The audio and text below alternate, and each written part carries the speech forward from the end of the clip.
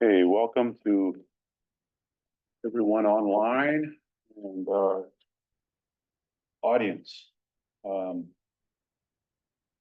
the August 21, 2024 meeting of the Flathead Reservation Water Management Board. Starting with a opening prayer, if you will, I'll do the honors today. So Lam Stupia for this beautiful day, for bringing us all together, giving us another opportunity to address the issues in front of us, give us the wisdom and strength to make good decisions as we move this forward for all the people we're working for all the community that is in need of this resource, and that we protect it for our people now and into the future. So,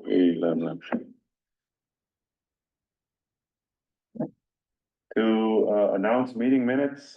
Meeting minutes are always on the Flathead Reservation Water Management Board.gov. So if you have a need to see minutes from previous meetings, you can go there. So attendance, please. Clayton Matt. Here. Roger Noble. Present. Ken Hitt. Here. And Georgia Sneeze. Here. Hey, Georgia. Absent today is Ms. Lau, and Shane Hendrickson will be attending later. Okay, with that, we have a quorum. Thank you. Any potential conflicts of interest on this agenda? I'll go to Georgia. No conflicts. Okay, Ken. No. Roger. No conflict. Okay, none here. Thank you. So we've rearranged our agenda a bit here, so we're at a point now where we would adopt meeting minutes from 8/14/24. Take a look at those. And does Georgia have access to those? Yes, these were posted. Or do you have the materials for the meeting?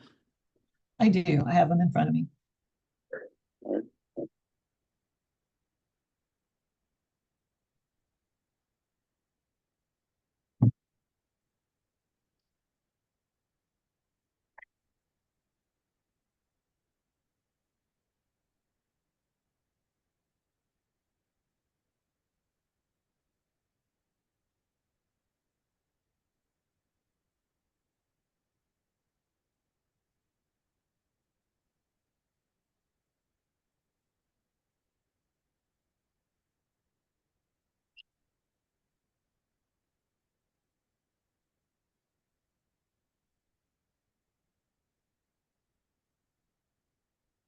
When you're ready, we'll take a motion to approve. Unless there's any questions, motion by Ken Approve the minutes from August 14th, 2024. to approve the minutes of August 14. Second. Second by Roger. All in favor, say aye. Aye. Okay. Thank you for that.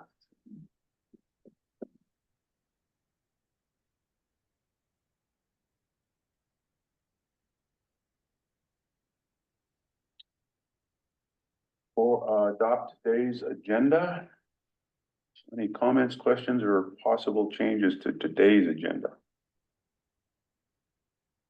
Mr. Chair, if possible, could we add a small area to talk about a few questions pertaining to the request for proposals for the office building? Okay, so Ethan showed me an email or text that he received from somebody responding to our RFP. I wanted to just include that, so if the board is willing, I'd like to add that in here.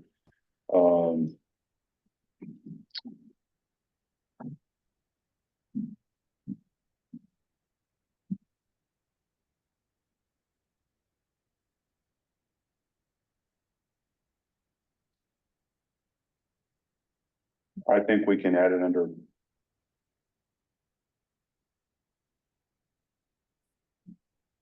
Board business.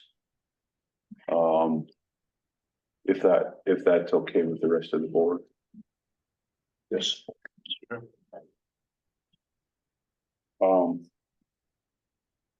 Let's do that first. We'll call that 4.1. And that's RFP inquiry, we'll call it.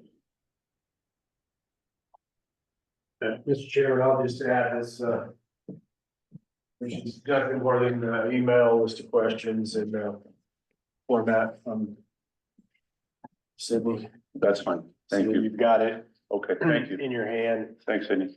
for purposes of discussion. And so we'll move board resolution to 4.2.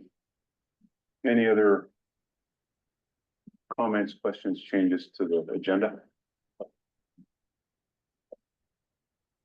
Okay. We need a motion to approve the agenda. I'll make a motion to approve the agenda with the revision to add insert 4.1 for RFP inquiries. Sorry. Motion by Roger, second by Ken. All in favor, say aye. Aye. Aye. All right. Have an agenda. Public comment for items not on the agenda, so. Public comments. Sir, anyone here? Can I make a comment? Now's the time, so Okay. step on up to the podium if you would, please. Give us your name and your comment. Okay. I'm Max A. Krantz. I'm a resident of Lake County for all my life. And my forefather, our family homesteaded here in 1908 through the allotment acts.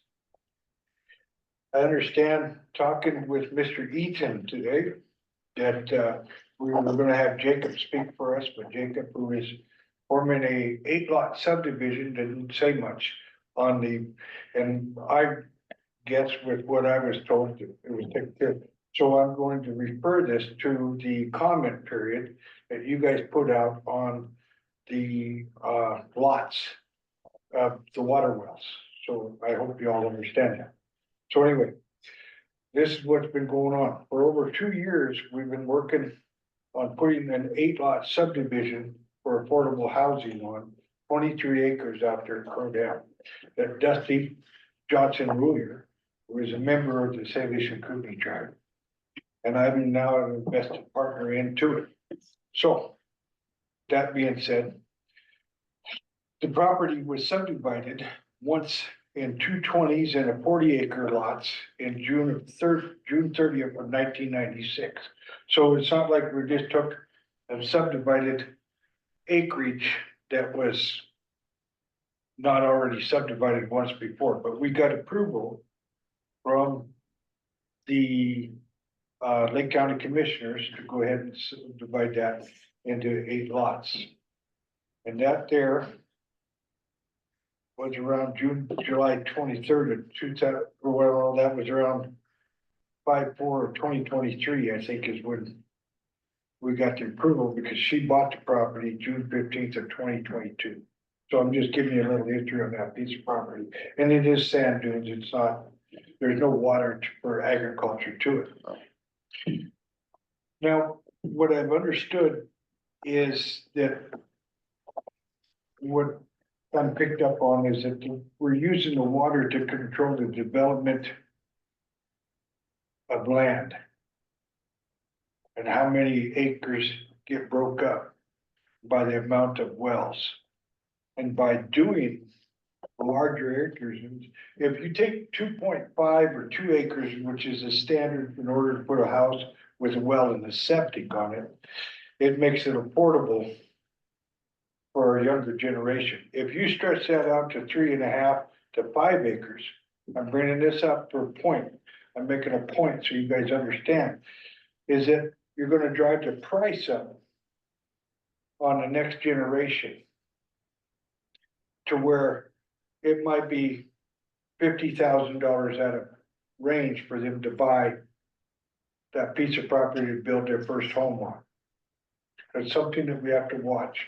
I'm saying that I hope you guys are taking an advisement to watch. And I also understand why the water board's in this situation with the compact too. So in return, I'm gonna use Flathead County as an example. Back in 1975, there were 73,575 people lived up there. Today, there's 115,000 people that live up there with a rate growth of 1.85% as projected rate growth. So with Lake County,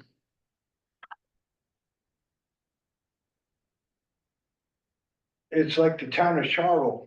When they first put the sewer system in, the town of Charlotte cannot grow because the tribe, the Salish and Kootenai tribe helped them finance that.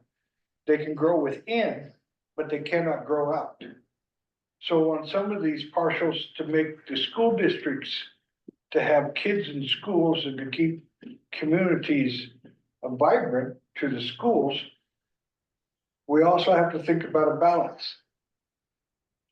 So if we got a city or town that's locked up and cannot grow on the outskirts, even though there's municipal sewer, municipal water, then also out here where the farmer's got maybe a pivot in and he's got a couple acres that he can break off and maybe it's not ditch, you know, I mean, what I'm saying is there's not a well here and a well here and a well here. So he should be allowed to maybe break that up and put some housing in if we're not gonna have municipal growth. Because when I went to school in Charlotte, there was 135 kids in high school. And now it's about 90 some. Because our generation, as humans, we only go about 68 years in what we do. And then we're going on the outskirts of, instead of enjoying the picture, we want the cake and eat it. Because we know our grandkids are gonna throw whatever we leave behind them, they're gonna auction it off, give it away, or whatever. So what I'm saying is, the generational life cycle, 68 years. And we wanna make sure that basically down the road, we don't create a socialistic society either. Because in Ronan right now, and there's a gentleman putting it in, I can't remember the name of it, I wish I had it, but he, for, not Alzheimer's people, but for, oh God, they're just building it right now.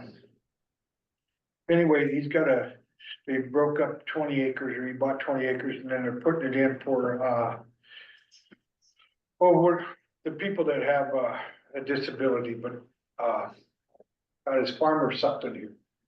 Anyway, it's for disability, they're building the thing, Woody's just gave, WBC just gave him like $25,000 for Raptors is the thing, but anyway, now they also took and put some of the acreage away for the school teachers, I guess, in order for them to have affordable housing, in order for them to have here, but they will never own the property.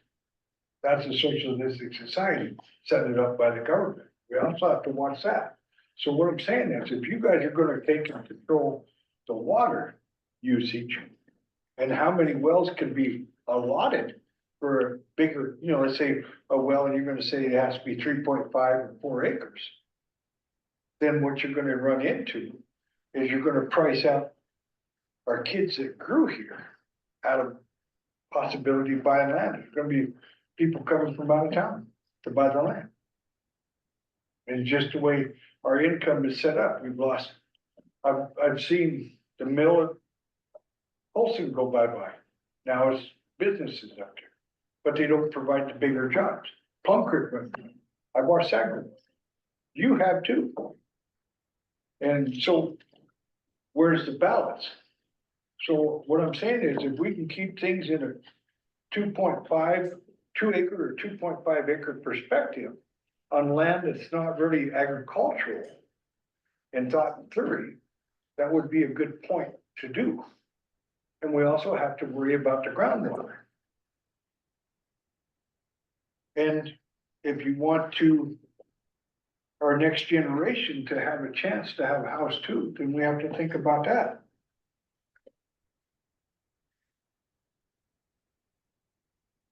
Because right now, in our county here, we have a $2 billion agriculture base. And if you have smaller acreage, most people take care of the ground a lot better. As far as weeds and stuff like that. And I understand where you guys are at. I'm not trying to throw problems at you. I'm trying to throw some forward thinking. Because down the road, 68 years or 70 years, what we put in today might not work for them tomorrow. It's like when our parents were farming and ranching, my grandpa was. You know, population here was what, 15,000, maybe? 15 or 20,000, well, now times changed a lot. So I guess I'm just asking for some thought to be put into it. And myself right now, with what we've done, with what the price of property's done right now, and what we feel, we've lost $30,000 a lot. But if you go to 5 lots on that and make it where it's only 5 lots instead of 8 lots, that's even more lossage, but nobody pays me for it. And we're caught in the balance of when the county commissioners approved of it and when the compact was signed. So we're sitting in a thing. And then you also have the Chevron Act that just got passed, which is where government forces things on people without the representation of the people. And that was just passed on too long. So there's a lot of things to think about, and I know what you guys are up against. You're up against population growth considerably. And how to balance it out. You guys are doing a big job, I'm saying. I'd like to, I guess, hopefully by the next meeting, you guys have some things, but I'm just saying, think about this, you know, if you go to a big acreage, you're forcing the price of that land to go up. So how do we have it balanced? Do we have only allotted so many wells in an area? And then it's fortunately the lucky ones that develop a little bit? Or, I mean, it's like a big developer coming into an area and buying up a big chunk of land and then breaking it up into 40 acres. I've traveled a lot, really. I know what happened in Denver. I seen it outside of Larchmont. The Larchmont is that they had the developers would come in and buy 40 acres and then they'd build these townhouse units and have 40 acres and there'd be farm ground in between it. But the sad part of it is what you'd see up in Kalispell is the farm ground's getting chewed up by housing. And that's sad because where are we gonna grow food one of these days? In the rocks. But that's forward thinking. And you know, I mean, it'll be past our lifetime before it'll click in their heads that there's no place to raise foods. And greenhouses ain't the way to do it all. But anyway, here or there. So I guess what I'm saying is I'd like to have some resolution on acreage, amount of wells that we're gonna be allowed. And to have some forward thinking on the affordability of our housing for the next generation.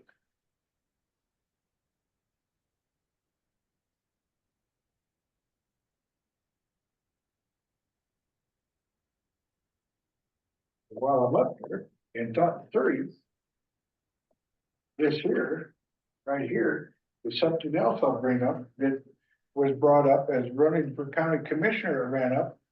And I hope that whatever we do on a lot of things is that we support the taxpayers within the county.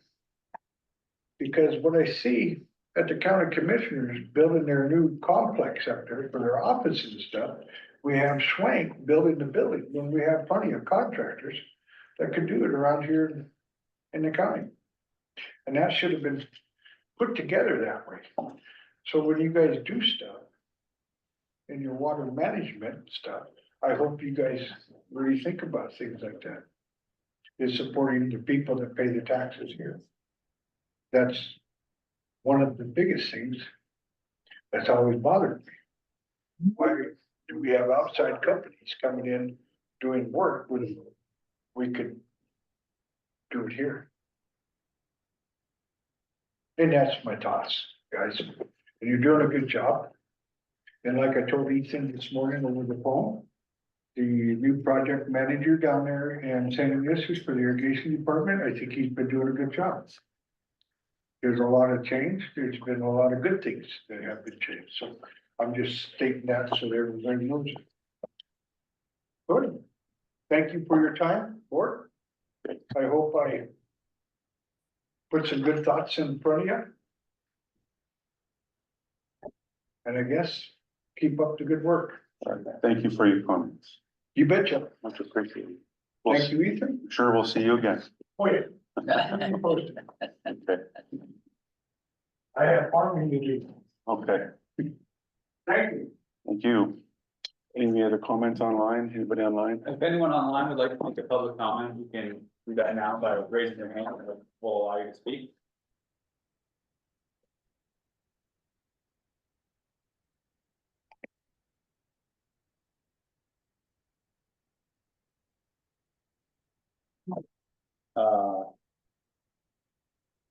Gotta say it one time. If anyone online would like to make a public comment, please raise your hand and we'll allow you to speak.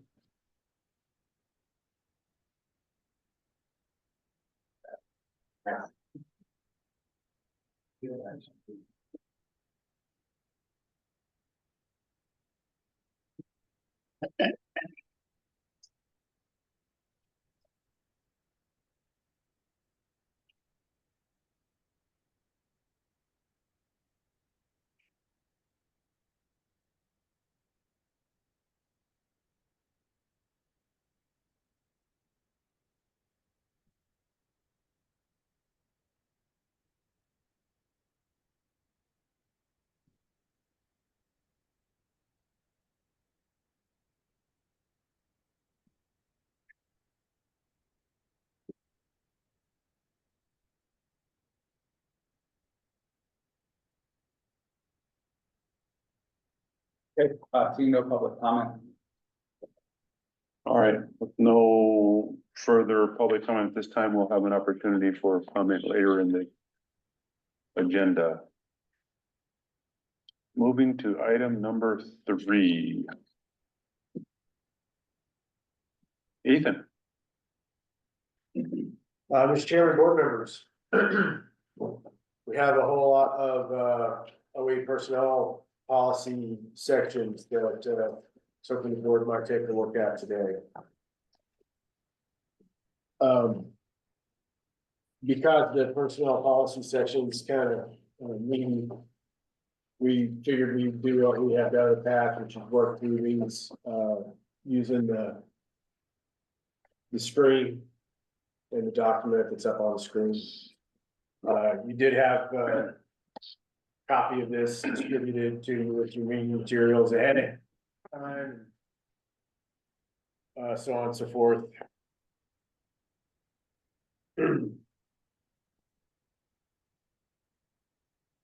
We'll get caught up to everybody here too.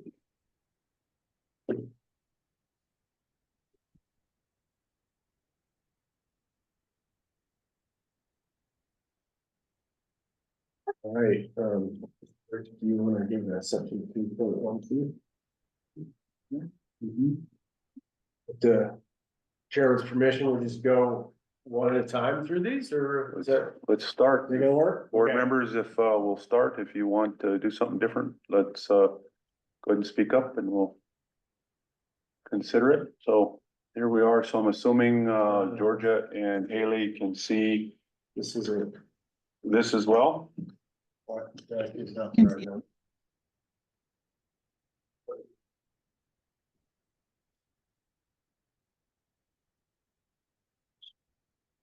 Oh, but. Okay, looks like we missed a return. There. On here, it says 3.12, and then it goes section Yeah. 4.01. I'm catching up. This is a small typo there, Mr. Chairman.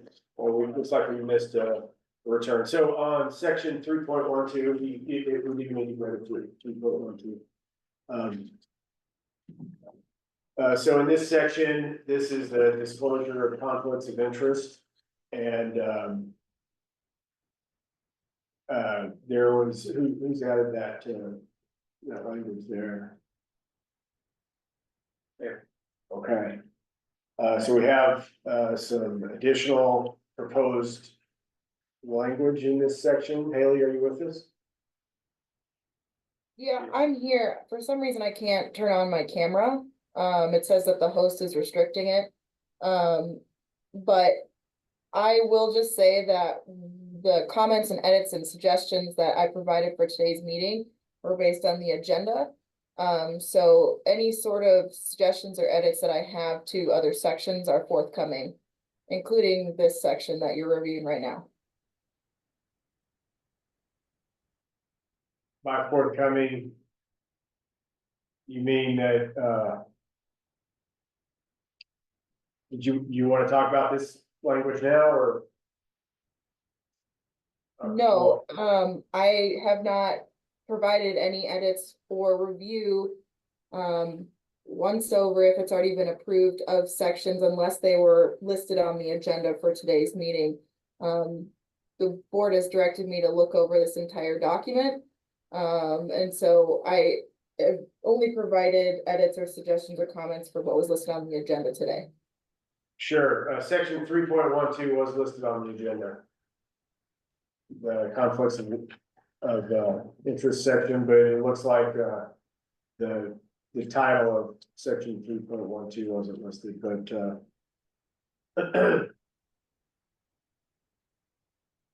Okay, for now, we'll well, just move to the Well, section. let's, all right, Haley, thank you. So I understand you don't have comments in this section right now. Board members, if you want to take a quick look at this section, any comments at this time that would inform, Ethan and or Haley? Or any questions you might have? I do, I have one, Mr. Chairman. Go ahead. The word romantic is awfully subjective. Lack of a better word. Who made this comment?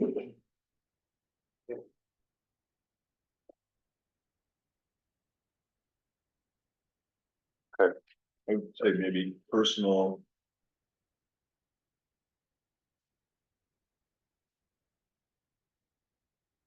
Oh.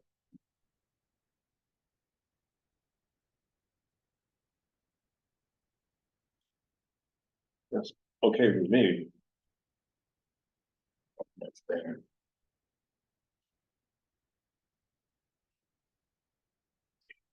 One of the reasons that this section is on here today is because we could probably benefit from a little bit of discussion in terms of what might be a conflict of interest for employees here.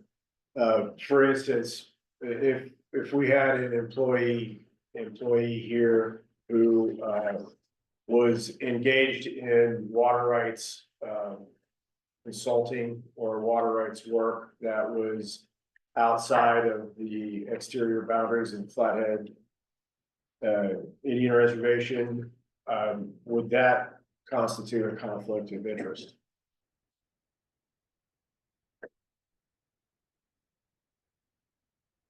Say that again? It had, this specific situation has come up, so if we had an employee or prospective employee here at this office, if that employee also simultaneously engaged in water rights work, such as water rights consultation, that was situated outside of the exterior boundaries of the reservation, would that be a conflict for their position here? My response to what you just asked surprised Ken did say it depends. But, because I think as a general assumption, it shouldn't, but I would say we'd want to be in a position to be able to know the details and approve that. I think we should be in a position to where somehow either administratively or as a matter of policy by the board, know what that situation is. And then either implicitly or explicitly approve that. So that's my thought on it. I don't think we should just make the blanket assumption that just because it's offered as it isn't. I think it likely isn't, but it'd be good to know the facts. Thank you, Mr. Chair. What kind of facts would be useful to have in that assessment? Because mostly, I think that there's some folks who might be interested in working here that have a consultation business out there. Yeah, And I agree with what Clayton's saying. It's not just a conflict on the ground, it could be an appearance of a conflict. So that would depend on who the client is, or what they want, where it's gonna occur, when it's gonna occur, all those things, is it gonna impact anything that this board has jurisdiction over? Or is there gonna be appearance of a conflict if anything this board has jurisdiction over? yeah, so Haley, is that what I'm saying? What Ken is saying, is that strike any chords with you? No, I mean, that's pretty standard conflict of interest, policy, with both an inherent and a appearance of conflict. Which is why I have some other language that I need to add to this section, given that there are potential, interested candidates for maybe some open positions. So that is definitely something that needs to be worked into this section. Okay. Yeah. Well, given that on this particular section, you're still looking up language, it sounds like we need to address that, but we'll just take comments at this point and then move on. Any other comments or questions on this section? Haley, anything else you want to say about this section for us at this time? No, I mean, just clarifying some of the word choicing in here, cleaning it up. Yeah, my apologies. I guess I was not seeing this on the agenda, given the awkward typo. No worries. All right. Ken, anything else on this one? Roger? No. Georgia? No, All right, let's move on. So next one, we'll go to 4.01.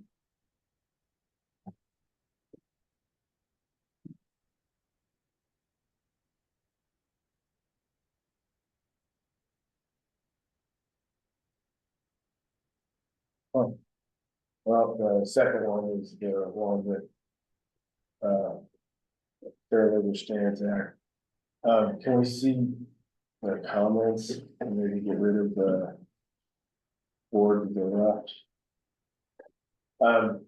Mr. Chairman, board members, between the last time you saw the personnel policies and this go around, I did have Dr. Patrick Sullivan. Oh, I didn't notice the chairman stepped down. That's okay, keep going. Okay.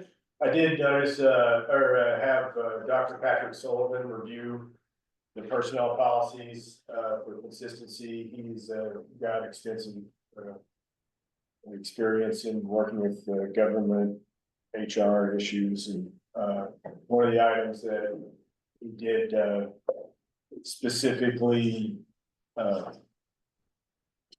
make a correction about was here on the Fair Labor Standards Act.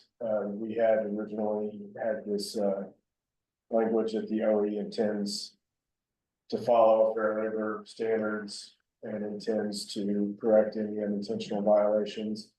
And then he wanted to see something, he suggested, something more affirmative, like, that we will follow, the Fair Labor Standards Act. So this was an approved section. I'm bringing it back to you specifically because, Dr. Sullivan suggested this correction.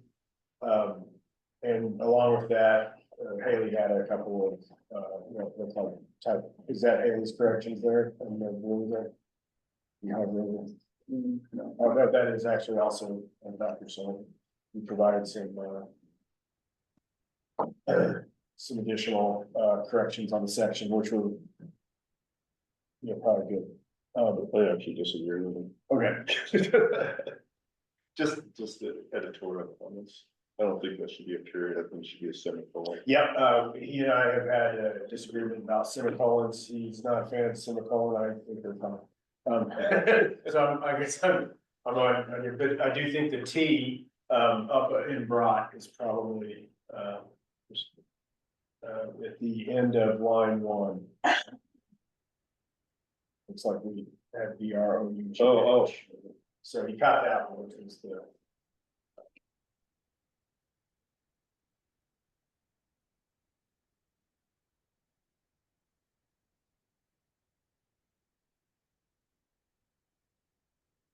And then Haley, you've got a comment in here. Did you want to, talk about your comment? Yeah, sure. So I was just providing a little bit of background on just what the FLSA is and how it might apply to the board.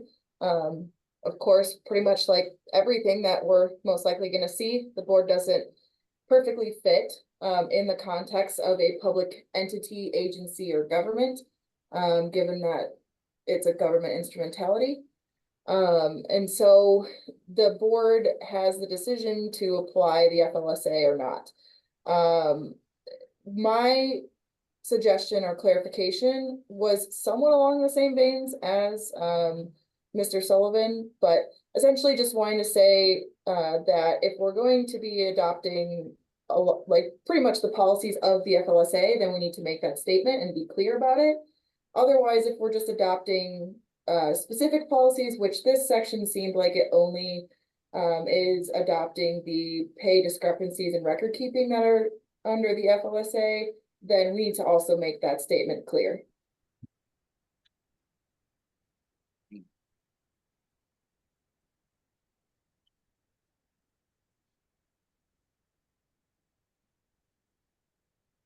Haley, I didn't catch quite what you initially said about us being a government entity and that we need to or do not need to follow the FLSA. So what I was clarifying is that the board does not necessarily fit into the definition of a true public agency, public government, or public entity for like federal policies. We are considered a government instrumentality. And so it's the board's decision to adopt the FLSA. And if there's certain sections that or policies that they want to adopt in the FLSA, then we need to do so here. The recommendation is that we just be very clear about that.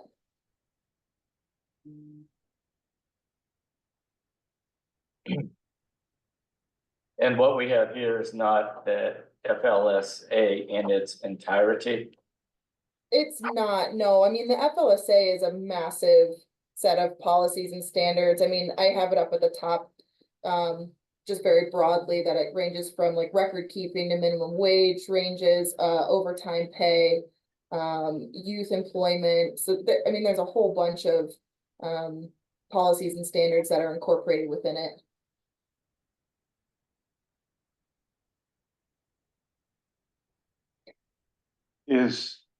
Haley's Clayton, is there? My basic question is any reason not to just adopt the FLSA, more specifically, is there, I realize it's massive and you may not be able to answer it right off the top of your head, but is there something in the FLSA that would not apply to our situation? To my understanding, no, and we'll have this similar conversation with the Family Medical Leave Act.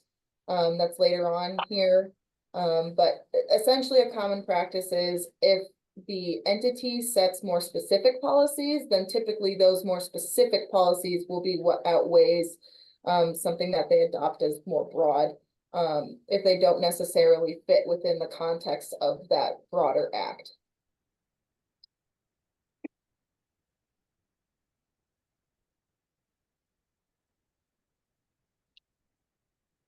So maybe Ethan or Haley can remind us, and maybe you already mentioned it, is the language we're looking at here under 4.01 came from fill in the blank.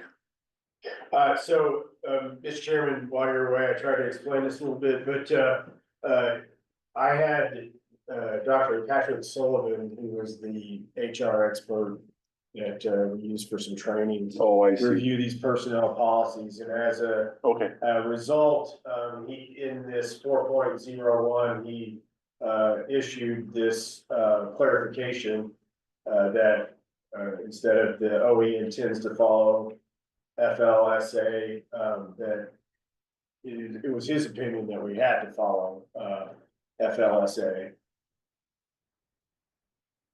And so the modification here for your consideration was, was that correction there, and then Haley has made some additional comment that, is her opinion that I guess you don't have to follow the FLSA. well, I'm not. I interpret what, Haley, I'm interpreting what you said a little differently, but go ahead, Roger. So I think question is though, this was already approved. But when you wrote this, you took excerpts out of the complete FLSA. Is there a reason you didn't want to reference the whole document?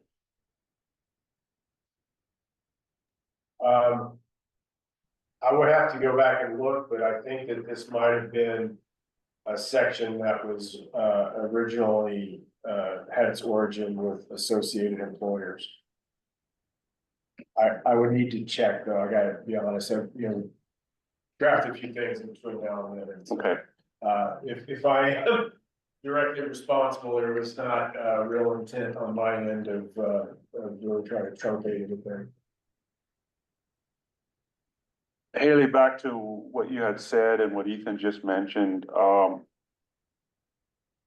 as a government instrumentality, I think just because of that language, just because of that, and I guess even today, I'm not 100% clear on what a government instrumentality is. However, it says government instrumentality, which implies a function of government. So given that, are you saying even as a government instrumentality,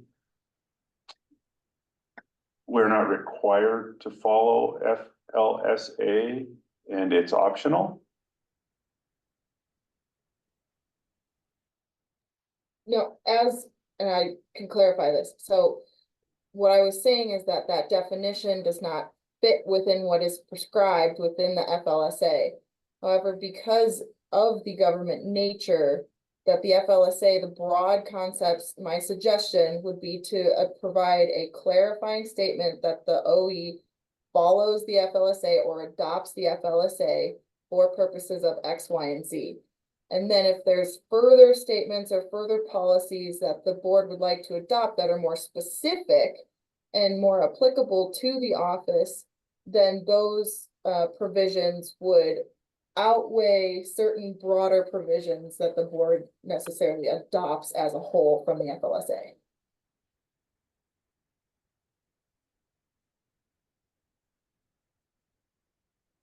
So I'm trying really hard not to overthink this, but what I heard you say is that in addition to adopting FLSA, we may choose to cite specific conditions.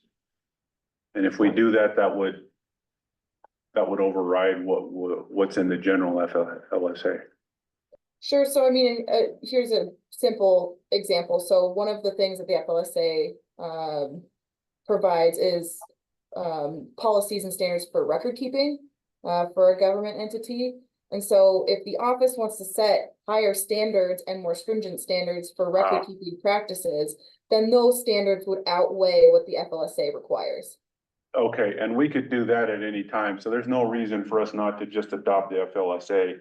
And then as time goes, if we need to be more specific and explicit, we could do that, yeah, okay. Yeah. Ken, Haley, what if we wanted to adopt record keeping standards that were less stringent than the FSLA? If the board's decision is to adopt the FLSA, then anything below the FLSA standards would not have any merit or weight. So the FLSA is pretty much baseline. Correct. so when you, I'm trying to remember the exact word you said that the FLSA, that as a government instrumentality, does not fit the general, and my words, general purpose of FLSA. So does the FLSA specify? And what does it say about what governments it applies to, or how does it say it? Yeah, and I would have to actually look up the, again, like the specific language, but, I just looked this up this morning too, and I should remember this, but you know, there's so many acronyms that you have to deal with. My recollection is it was for a state, federal, local government entity or subdivision thereof. And so, you know, what I'm saying is that it's a really squishy term.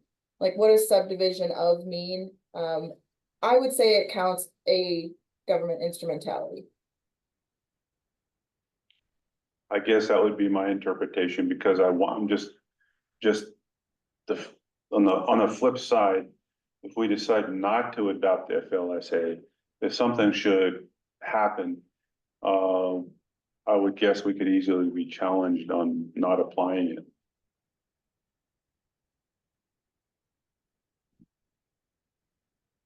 Mr. Chair, board members, the numbers 1, 2, 3, and 4 did originate from his name was Ray Callahan with Associated Employers, who generally enumerates those in most of the suggested employee handbooks that they work with. I think over time, this body modified those a little bit to your liking, but that is the origin story of the enumerated items below the 4.01 header.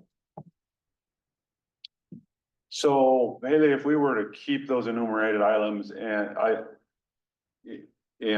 change the language where it says, once brought to the attention of employer's attention as detailed below, maybe rather than specifying those as detailed below, that those are just examples. Now, I'm reaching here because maybe the best thing to do is just keep it simple and adopt the FLSA and then move on here. Yeah, and so I actually have a similar suggestion with the FMLA, Family Medical Leave Act, later on, where instead of providing maybe just, you know, a couple examples of what's included in a very comprehensive act, having it where it's a pretty blank or a pretty, broad statement of the OE adopts the FLSA. Or the OE adopts the FMLA for purposes of blah, and then having like a little informational sheet for an employee if they wanted that information when they were hired. So it would just be like an info sheet. And the agencies that put that out have actually really good fact sheets and FAQ sheets that they create that actually go into a lot of the detail of what's covered and how to apply for coverage or grievances, anything like that. So that's kind of my thought. I don't like that idea, Ken. Yeah. Roger, Yeah, Sure. that's good. yeah, Georgia. Yep, that works for me. Well, Haley, it sounds like you have at least consensus here that that would be a good approach. So if you want to take a stab at fashioning that section at some point and how we do that, that'd be great. I would like to just double check on those items 1 through 4 to make sure that they are included in the FLSA, because again, since I didn't draft it, I don't know the origin story. They're not harmful things. They talk about like what to do, like we don't mean to inadvertently deduct more than we were supposed to. And if, we do, we will try to rectify that. Yeah. I don't know, it does say and. Well, let me And intends to correct, so I don't know if Kyle Hand's original drafting and your work on this. Envisioned something, if those 1 through 4 are in addition to or part of FLSA. Well, I understood, but if I'm not mistaken, if we follow what Haley just suggested, those would go away. And we would just provide we're following FLSA, and then we would provide a informational / fact sheet that explains FLSA for employees. Roger.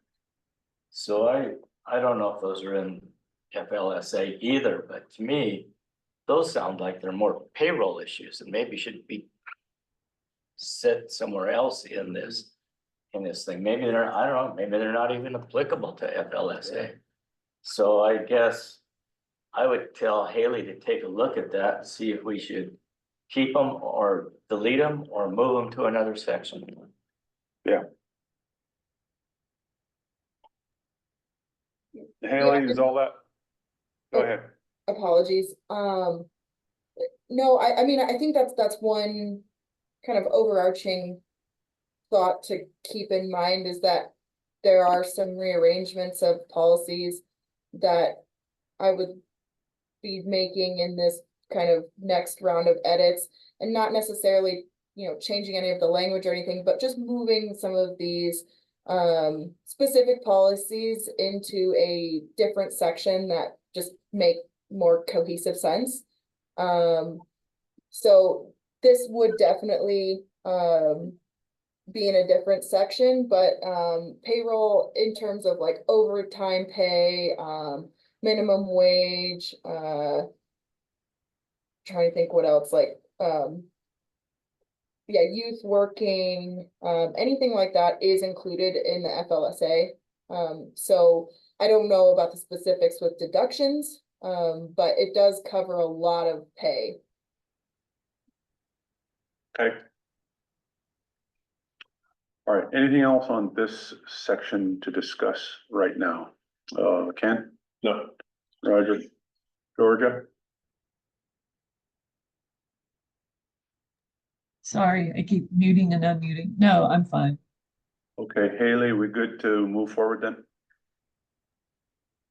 Yeah, that's fine. I mean, I think just so we're clear, and so everybody's clear here, it would be essentially taking out 1 through 4, the enumerations, and just making more of a standard statement that the OE will follow. FLSA, but spell it out. The Family Labor Standards Act. Thank you. 4.03. We haven't done all. 4.02. Yeah. Oh, I'm jumping. My apologies. 4.02. Mr. Chairman, 4.02. board members, this section is here for your consideration because there was a fair amount of discussion about exempt and non-exempt position classifications and, the exempt and non-exempt position classifications do tie to the Fair Labor Standards Act. And, we've had some discussion about it before, but it keeps kind of coming up, so it seemed like it made sense to talk about it here again. If you could scroll down a little bit. Yeah. Right here where the non-exempt and the exempt employee positions are described, the main and fundamental difference between an exempt and a non-exempt position is whether or not the Fair Labor Standards Act requires an employer to pay a 1.5 to 1 overtime rate for hours worked over 40 hours a week. Now, what has been the practice of this office is to track the state pattern for designating exempt and non-exempt, positions. In that the state of Montana designates water resource specialists, hydrologists, water engineers as exempt from a requirement from an employer to pay time and a half for an hour worked over 40. Whereas positions like a compliance technician or an administrative assistant is not exempt or non-exempt, and therefore anytime those positions work over 40 hours in a week, they would be required by the FLSA to receive 1.5 times the base rate, for every hour worked, right? This is like the mandate. It does not exclude the board from offering something more than the base rate should they choose to, but it does acknowledge that the board could not offer something less than 1.5 to pay for an hour over 40 to an employee that is designated as non-exempt.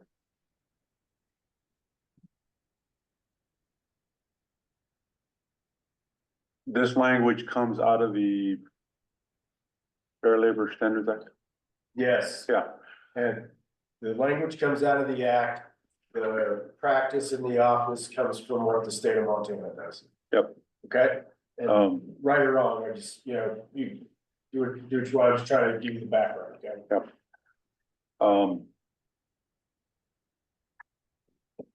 Does the Fair Labor Standards, it's been a while since I've looked at it. I'm just trying to think here that I thought that there was also sort of a general description about the kind of positions that are typically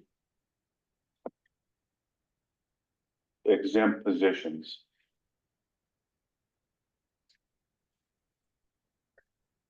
There is additional language. I don't think we have it in here. Can we scroll up a little bit, James? Sorry. All employees. So the job title alone is insufficient to establish the exempt status of the position.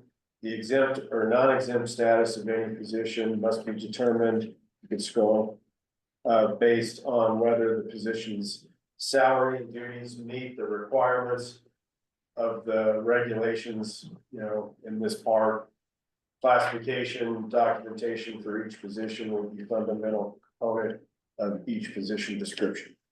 So, Mr. Chair, I haven't heard a question yet. Why are we discussing this? Well,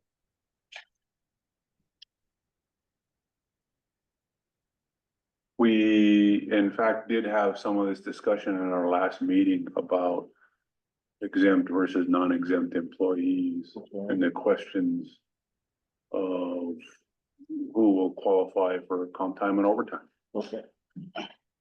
And can you go back up to the top of this? The other reason that it's here, up all the way to the top, is that this hasn't been approved by the board and we're doing it. So if you wanted something different, okay, you need to probably take some action. This would be, that's why it's here. Okay. You know, I am.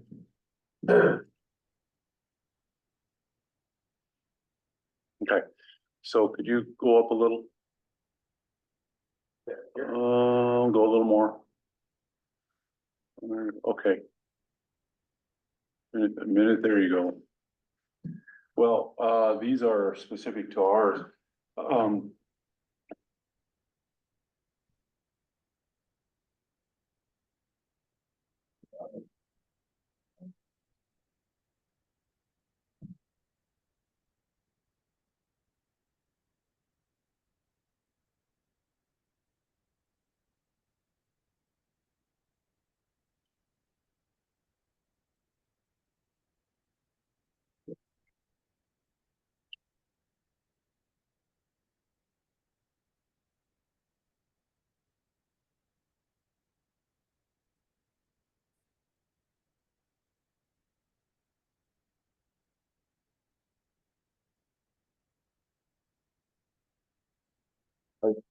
Editorial, I think since everything else is singular, you should probably make specialist singular too.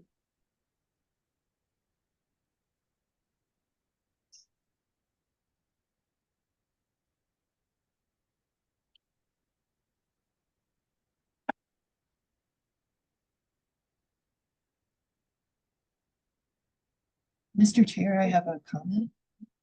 Georgia, So I was looking up some of this language on the FLSA website, and I read the following. So I apologize, I'll just be reading out loud to you guys. It says exempt employees are generally not subject to FLSA regulations governing minimum wage and overtime pay.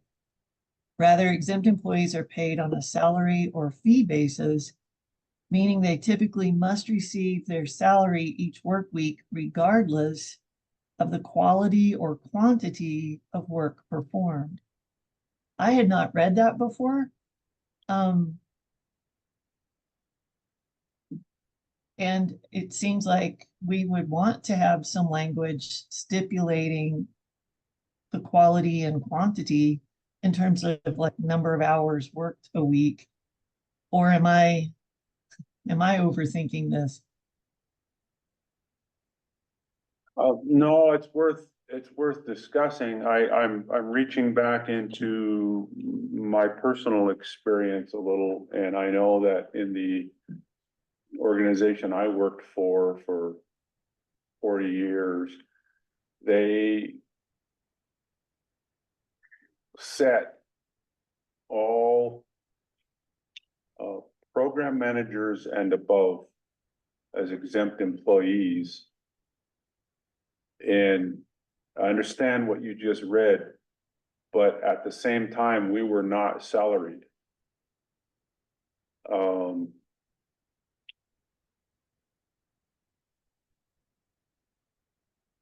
We earned leave as regular employees, and we were expected to comply with our leave policies. Now that's that organization.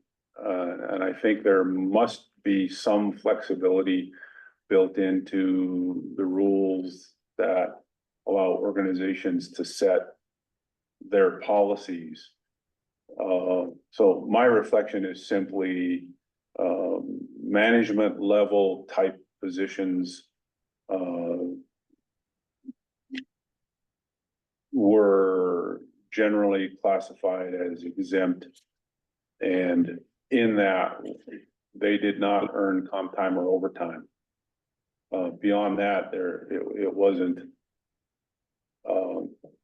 And we were not salary employees, so I'm not sure how they dealt with that in their policy, but that was the way that was operated.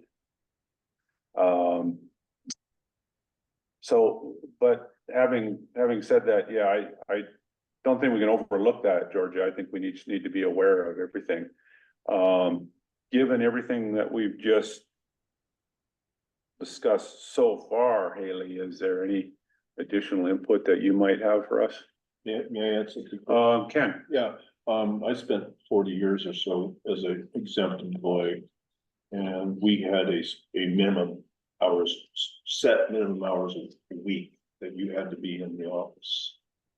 And if you spent more, like you worked on the weekends or evenings, which was actually kind of common, you were allowed to take comp time.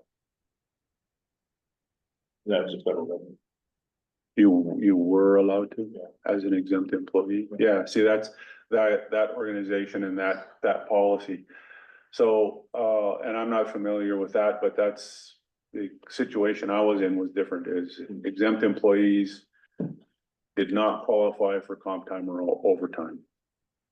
Can you scroll up a little bit? Sure. Yeah, that's good.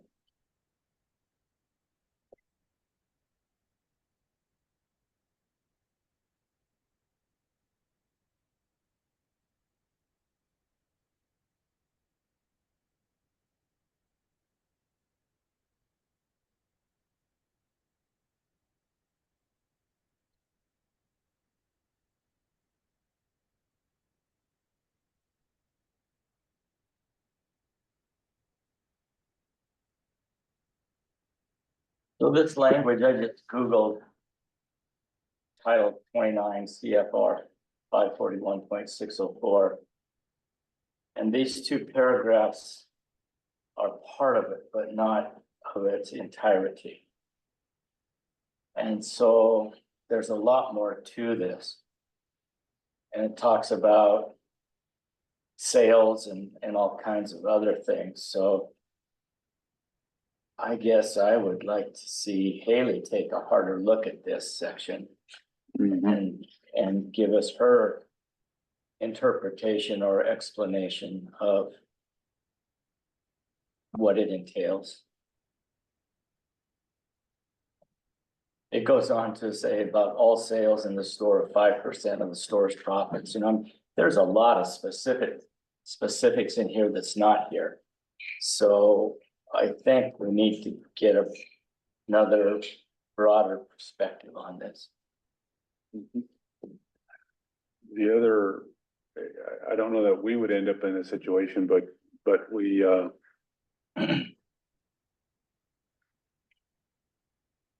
we held to the general standard on exempt and or non-exempt employees.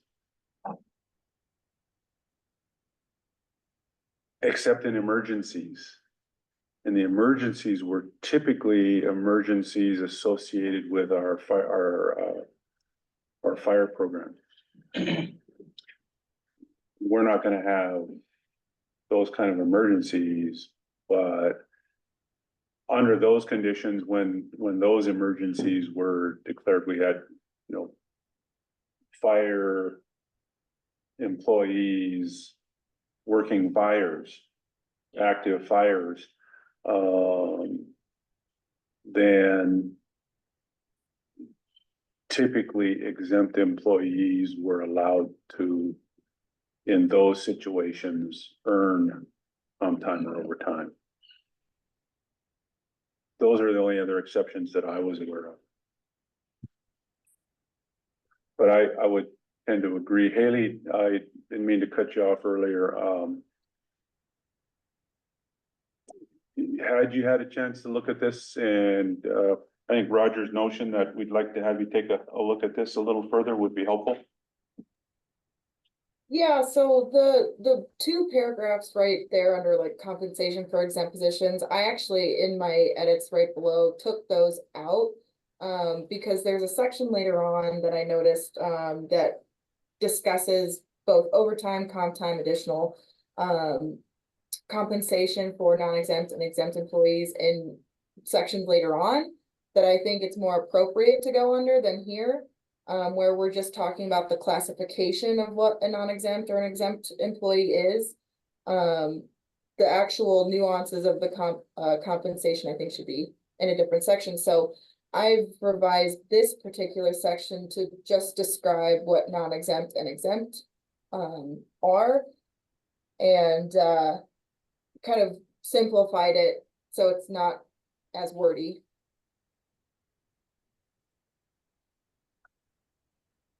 Mr. Chair, I put the research that I found in the chat box. I just loaded it up, and wherever we put it, you know, that makes a lot of sense to me, Haley. Thank you for that good add. I just think, you know, as a board, we're going to come and go, and the next board will probably wrestle with this if we don't define it well. But as I looked into this, it has this definition of salaried exempt. And they're, as I mentioned, they're exempt from the FLSA. And then it goes on to say they're expected, as I mentioned, to perform their duties regardless of the numbers of hours worked, and that they're not eligible for premium overtime, straight overtime, or comp. And if you follow, of course, Haley, you're going to know a lot more about this than I am. But then the FLSA also does breakouts based upon the degree of compensation. So you can have executive, highly compensated employees, and there's thresholds for that. And I think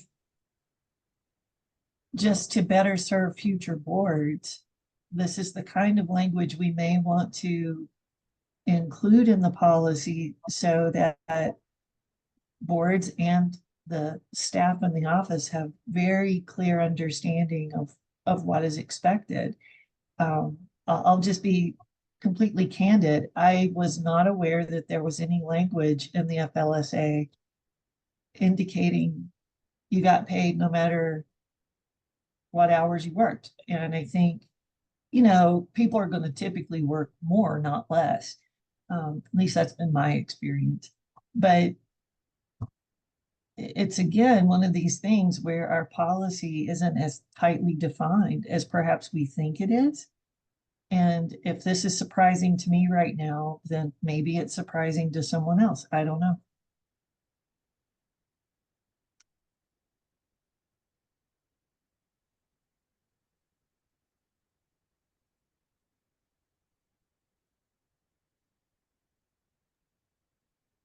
Mr. Chair, can I provide one more comment? Haley, yes. So to go off of George's comments, you know, there are definitely some policies that you purposefully want to make broad, because there could be scenarios or cases or circumstances that arise for an individual employee that, if you had all of these different nuances or specificities, you know, maybe their specificity isn't included. And then you run into that situation. And so that's definitely something that, again, I'm just doubling down on George's comment that just taking a look and really trying to flesh out and discuss during these meetings, you know, what the board really wants, so that there is not confusion with its employees on what an employee can and can't do, especially in the absence of a approved policy. At least, you know, what's been going on up to date. But the other thing I will say is that the one thing I would recommend on being specific about is what additional pay or compensation could be provided to an exempt employee. There is a list under the FLSA on the different types of additional compensation, what it could include. So I would suggest that, you know, that those specific types be taken into consideration. it'd be worth seeing. Roger, So Haley, after hearing more of your comment, I like what you've got there. I agree that these first two paragraphs should be lined out or deleted. And then starting with what you've got. And then if we want to add any more, if you think it's worth adding any more specific examples, then I think that's fine. But after reading what you added to this, I'm good with that. Okay, yeah, and I think if you're gonna include any additional compensation or extra pay requirements, then that would be better placed in that section later on that I was talking about. if and when you can pull that up and we can see that, that would be helpful. You asked a general question, you know, what the board wants, and I think as we look at this, speaking strictly for myself, I'm trying to and wanting to make sure we define exempt and non-exempt positions. And from previous conversations, I think we need to be clear, if we haven't already, be clear about work hours. I think if we did those things, I think that would go a long ways toward addressing what the board has discussed in previous weeks. But in addition to the things you just described, I think that'd be helpful. Sure, and there are other sections throughout here too that, again, like I've kind of just been playing, shuffleboard with this document over the last couple of days and trying to restructure it so it makes a little bit more sense cohesively. But there are other sections within this that speak specifically to like work day, work week, work hours. So there are those sections that are already within this document that would need to be fleshed out. All right. So on section 4.02, is there anything else we need to discuss right now? No. No, Roger, go up. So go ahead and cross that out right now so that we know that that was part of Haley's comment too. Cause it's just a small, leave, just No, the yeah. paragraph language. yeah, those two paragraphs. Yeah. There you go, thank you. All right, Georgia, anything else? No, I just appreciate everybody's input. I think it's really incumbent upon us to be as clear as we can. So there's just no confusion between what we're expecting and what staff are expecting. And as I read through this, I can see where there's ambiguity. So to me, it's a step in the right direction. All right, Ethan, Haley, just checking, does your language replace the 2-column section that's up above? Yeah, I mean, so the language that I have down there is essentially to replace what's under that section. Right. Yeah, I tried to make everything just a little bit more I don't know, I guess simple to read. simple? Yeah. Right. Thank you. But I'm just checking, we should delete this, well, I don't think you should delete, does your section include the OE employee titles and their exempt or non-exempt status? Yep, yeah, I broke okay. out each paragraph with the type of employee. All right, sorry, I just didn't get that far, so yeah, then that would also get deleted. All right, All of this too, Haley? Yeah, it's to replace the language that's in that section. all right. More to come. can we move on to now 4.03?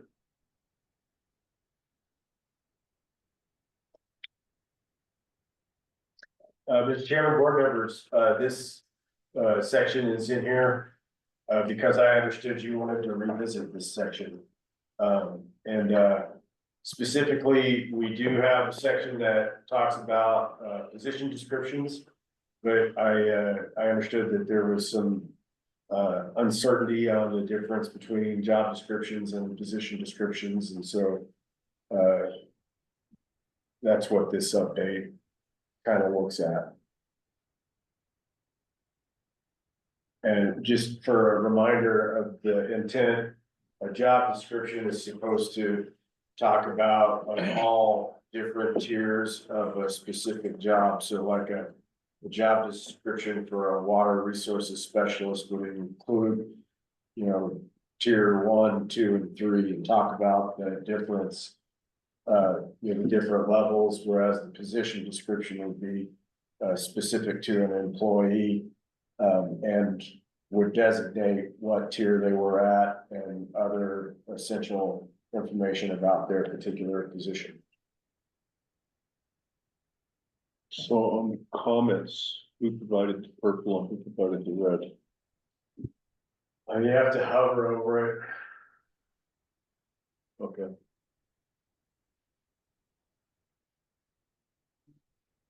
So I think the red stuff is maybe for me. And purple is here.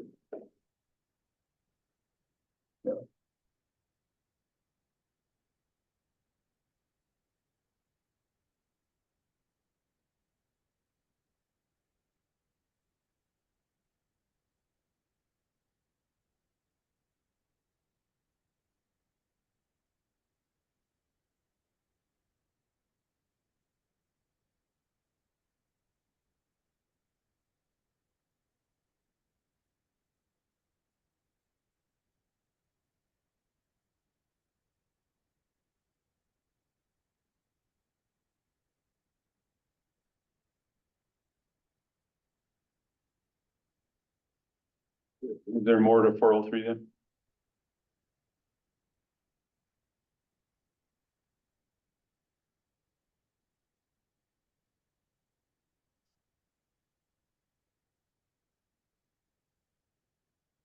Are your comments, Haley, intended to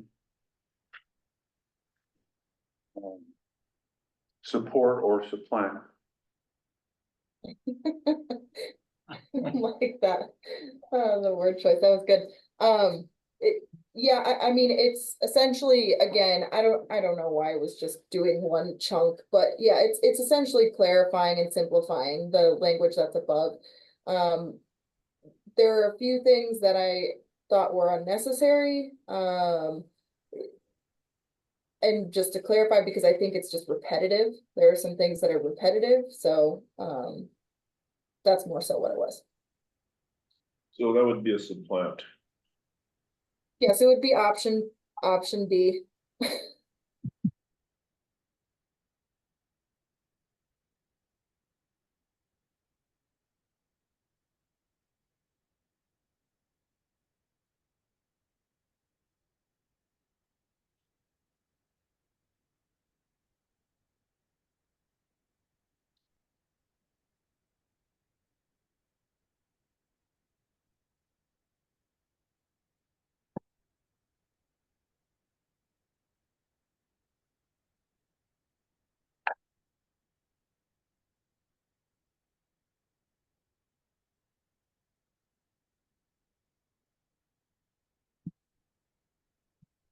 Um, 7 years, why 7 years? Statute of limitations.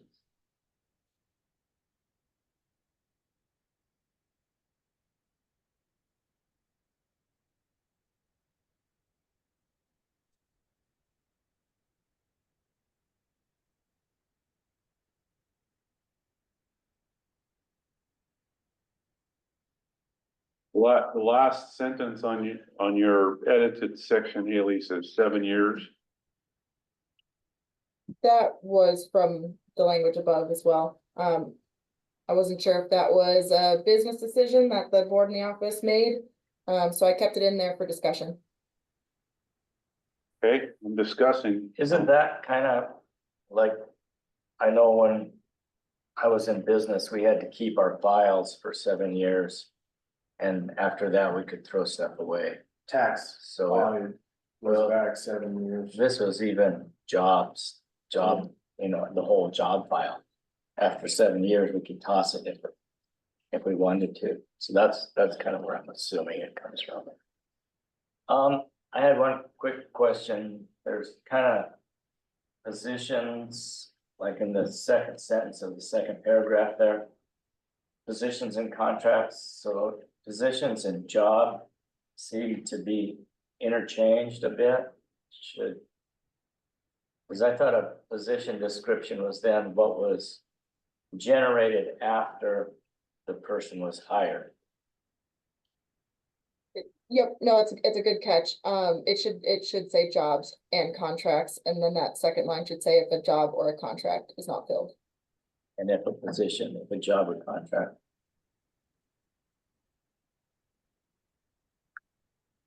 First word, the second sentence, right? Yeah.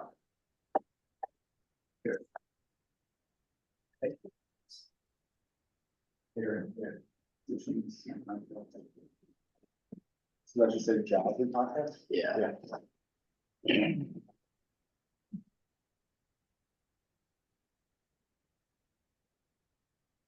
then the next sentence too. Yeah, just.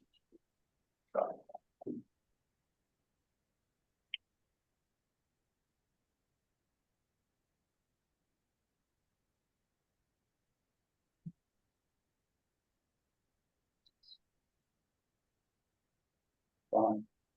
I'm gonna stick with option B. Believe this. Yeah, I'm good with that. Yeah, at least line it out. Yeah. And Roger, to kind of go off of your comment too with the 7 years, I know that in the past that was definitely a threshold. There's a couple different thresholds, depending on what type of record. So under like the EEOC, which is equal opportunity, employers have to keep personnel or employment records for at least 1 year. And then there's other records like payroll records that have to be kept for 3 years. So it's kind of all over the place with that. So my recommendation would be to just stick with a period of time for all records, but greater than 3 years.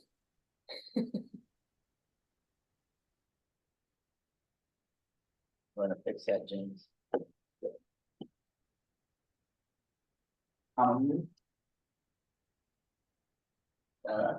Period. For a period of more than 3 years. Is that- Of at least 3 years.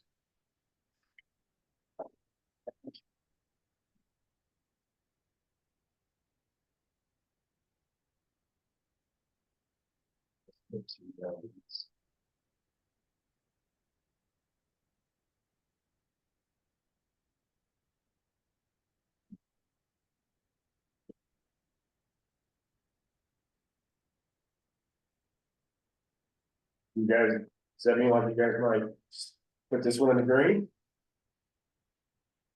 Yeah? All right, yeah.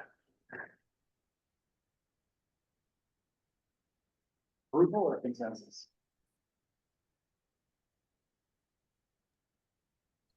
And just as the friendly legal reminder, these policies may be approved for use in the interim for employees and supervisors. However, because they're policies and procedures, they do need to be noticed to the public.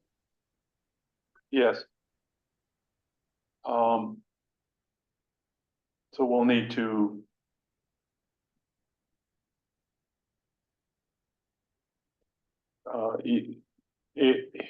Haley and Ethan, you'll need to.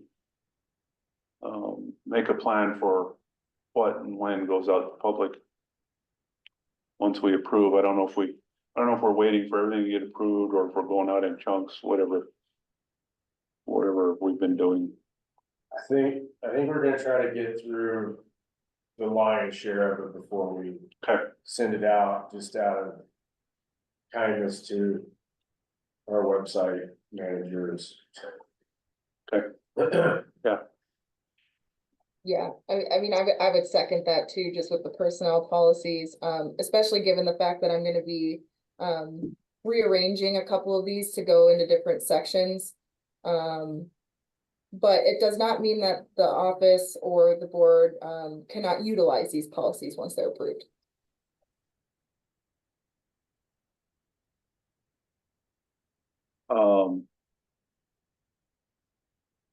So whatever we're approving today, do we need to take action? Or is our consensus adequate? Consensus for interoffice use is fine. Once these are ready to go out for notice and comment to the public, then that will require action. Yep, all right, thank you.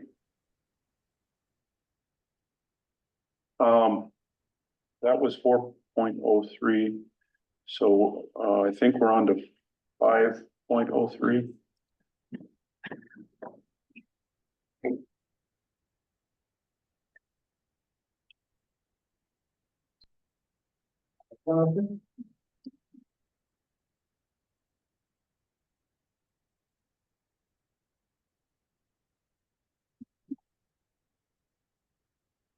Yep, breaks.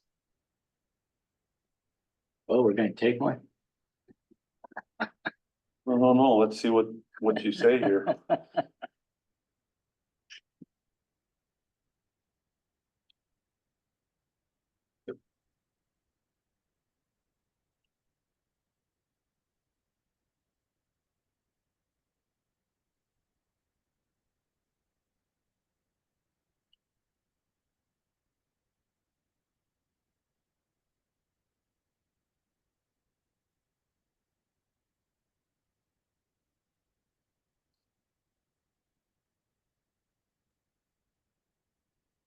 So again, for clarification, the stuff in purple is to supplant and simplify the language that's above.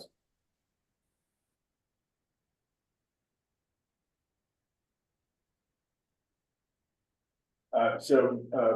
Chairman, board members, the general gist of this, is that one, we need to recognize, what is a requirement for a paid 15-minute break in the morning and the evening, or afternoon. Two, this also sets a policy that, a lunch break is not mandatory. And then three, this gives you the opportunity to contemplate wellness breaks. Since taking an unpaid lunch break is not happening. Yeah. I'm sorry if I misspoke.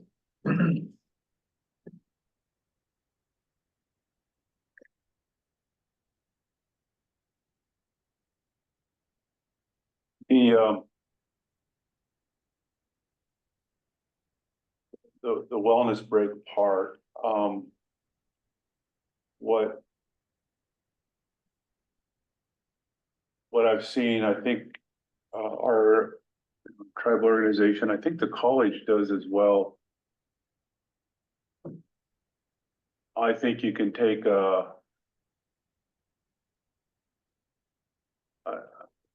we can find it, but I think the example is that you can take a half hour, but they donate a half hour, and if they donate 15 minutes and you have to take 15 minutes leave.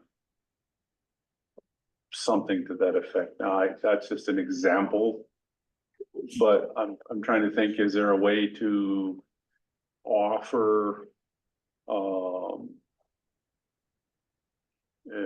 an exercise or wellness break to employees that's very simple.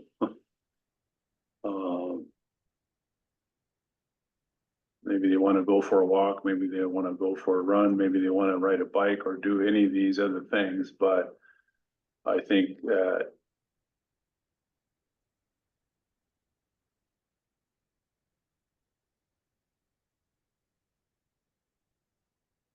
another option is to take that approach and say that if it's, for example, if it's 30 minutes, that half of the time is on their time. But that's trying to keep it simple. There might be a question, is there a way to keep this simple?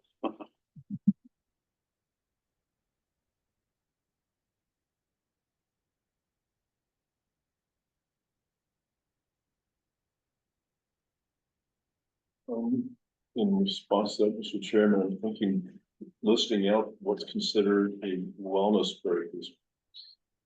I don't think that's really necessary. I mean, who are we to decide what is an appropriate wellness break? The bosses. If I want to go stand on my head. Well, I think the point is, I think we're providing the time. What they do during that time is their business. Yeah. Yeah, If we're gonna provide the time, what you do during that time is your business. It's just a matter of whether we're providing the time and how we're providing it, what the policy is. you know, when I was at DNRC long time ago. Even then, we just kind of had a flexible hour schedule, like I'd leave at 11:30 and come back at 1, you know, because I'd go to the gym and then go for a run, could take a shower and get back, and it was just. How is it authorized? It was just a pretty informal thing, you know, I'm just gonna do it, you know, but you got your 8 hours in, you know, just built in a little flexibility.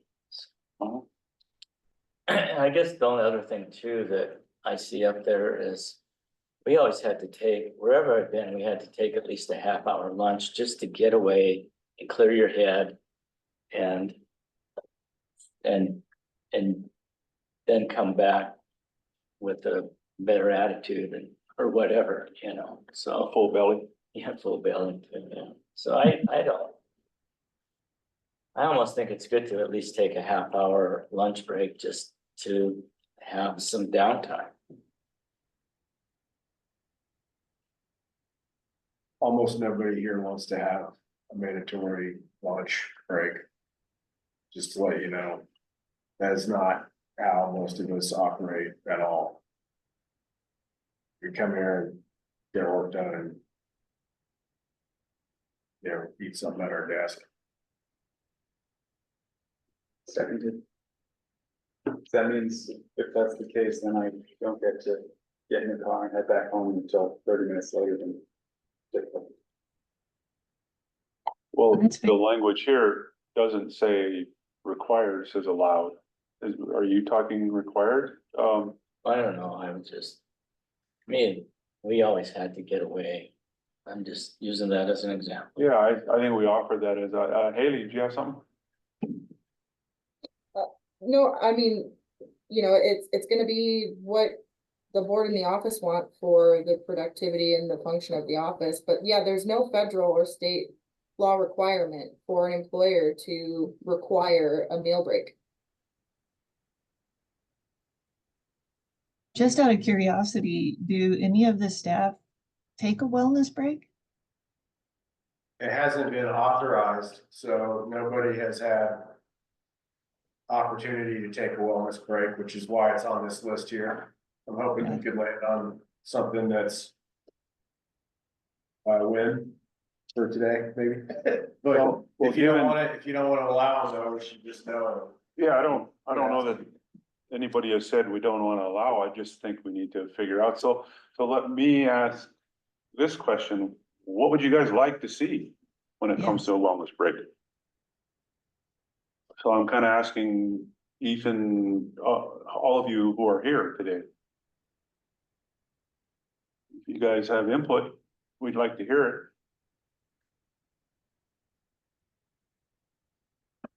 What makes sense? What would you like to see? I wrote this at, what is about, I think, half of what the tribes do. I think they do up to 3 hours a week for, paid wellness time. And, I thought my read of the board in the past is that that was a little, generous. So, I mean, I wrote this in a way that I thought it would be good enough. I like this policy. If you want to make it easier and not have to record the stuff, you know, then that does streamline it. Just be on a Scouts Honor situation, but most of the things most of the stuff you have us do, you kind of want to have pretty we'll say effective record keeping of things like that. So this was written as like, well, we'd love to have these paid breaks, but we also figured you'd want to see some accountability. Yeah, other than the record keeping, what do you, yeah, I'd James? like to see it not be defined so clearly here, and so like Roger said, if we wanted to take a wellness break to clear our head and get out of the office and go get a lunch, we could do that.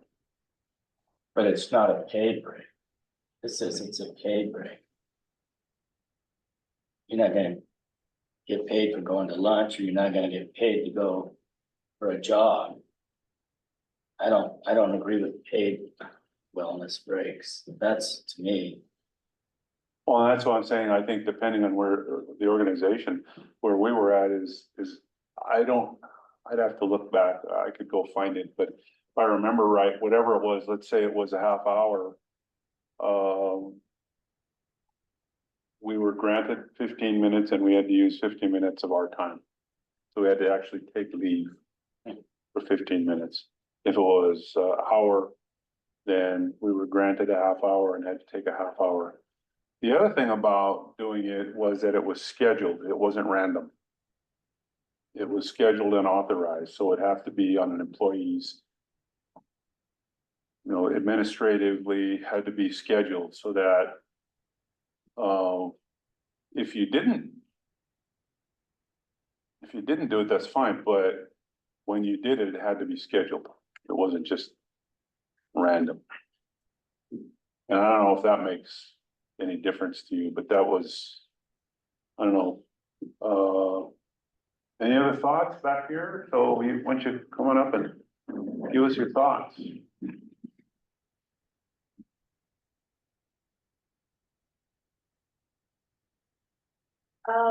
Thank you, Mr. Chairman and Vice Chairman and Board. Actually, I got a message from Christy and she was kind of wondering about, most of the staff doesn't take their 15-minute breaks. If we were able to kind of combine the two 15-minute breaks for a wellness break at the end of the day, or somewhere in the middle or anything like that for 30 minutes. Okay. How about you?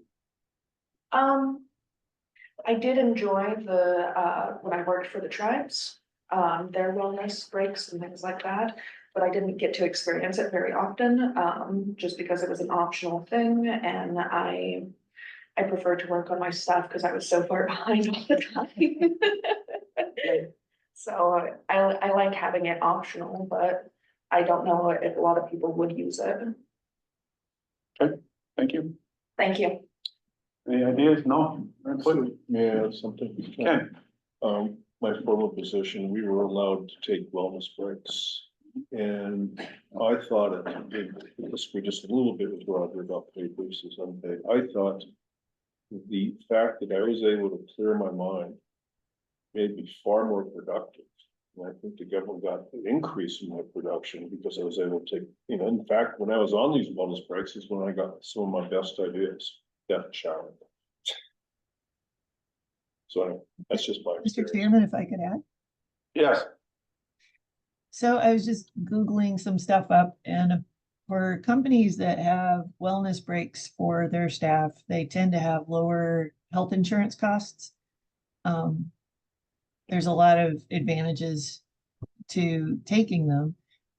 I was asking if staff took them now really to get an idea of logistics more than anything, because they're in Ronan. Like, where would you go if you wanted to work out or you wanted to run, you got 8 months of winter. So is there a local gym? Is there? Where, I just don't know, what do you have? And, I could see where staff would benefit from this if they want to do it. I just don't know. I don't know what's in Ronan. Mr. Chairman, board members, we have had, the offer extended from the tribes to share their exercise facility. Oh, well, there's two. There's one at the Job Corps and then there's a new, facility at the tribal health offices in town. Oh, okay. I've been in there and it's a large open, right now, I'm not sure if they're adding more equipment or not. They've got limited actually equipment in it. I think they've got maybe some bikes and couple similar machines, but that's about it. They don't have a lot. And it's a large open space. It's got some weights and things like that in there. Not a lot of big heavy weights, but they've got a rack on the wall. It's got different things. You're worth going to see. Yeah. Mr. Chairman, SKC has a very nice gym. And SKC's got a nice facility. But again, that's 5 miles away. Mhm.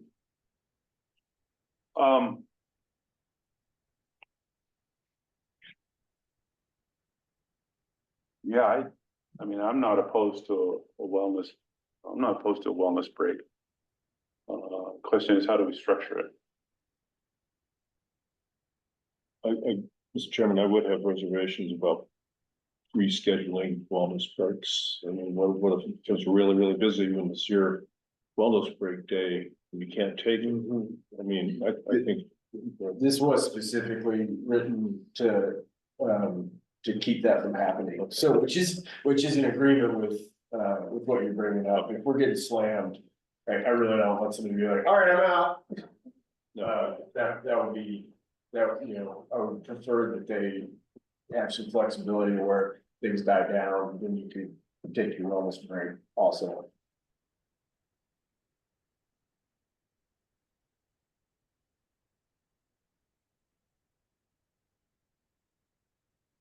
And I'm personally,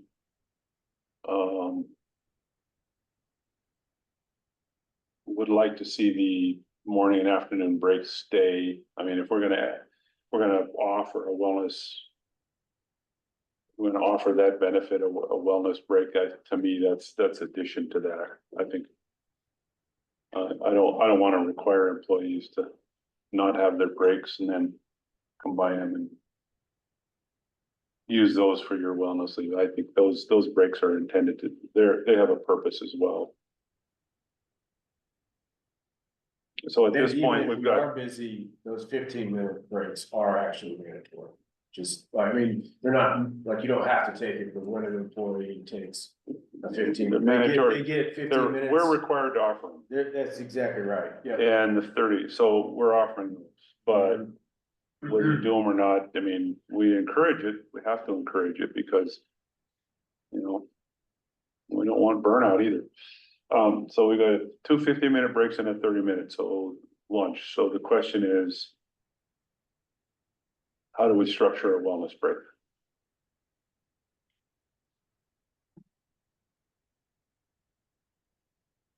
I kind of liked your suggestion of how the tribe does it.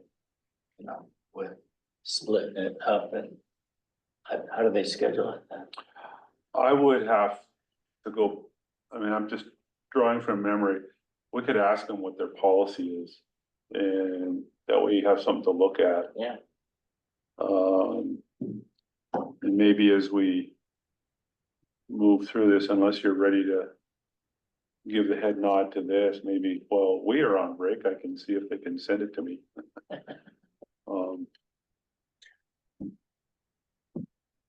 Georgia had distributed the one from the college previously. This is going back to May of 23, but A full-time employee that has accrued balance of 240 hours of sick leave after the first pay day in October of each year may elect to move 40 sick leave hours to the wellness leave category. So that's how, yeah, their system seems like, it's more based on being able to move sick leave around, and maybe not as applicable, but I just figured I'd just bring it up as like something that had been previously shared. Mr. Chairman, I think we should take a wellness break. And while we're on the wellness break, you check with the tribes and maybe see Let's see what their see policies. the policies. Yeah, I know we're about ready for that break anyway, so. We there? Yeah, we're close enough. All right, let's, take a break. Okay. And then, try to come back and finish up the discussion on this section. So. Ready? All right.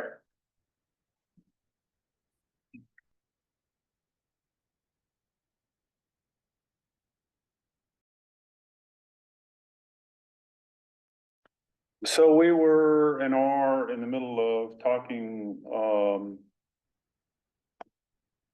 about breaks and the language in the policy. And so, I had suggested and I was asked to take a quick look at the tribal policy.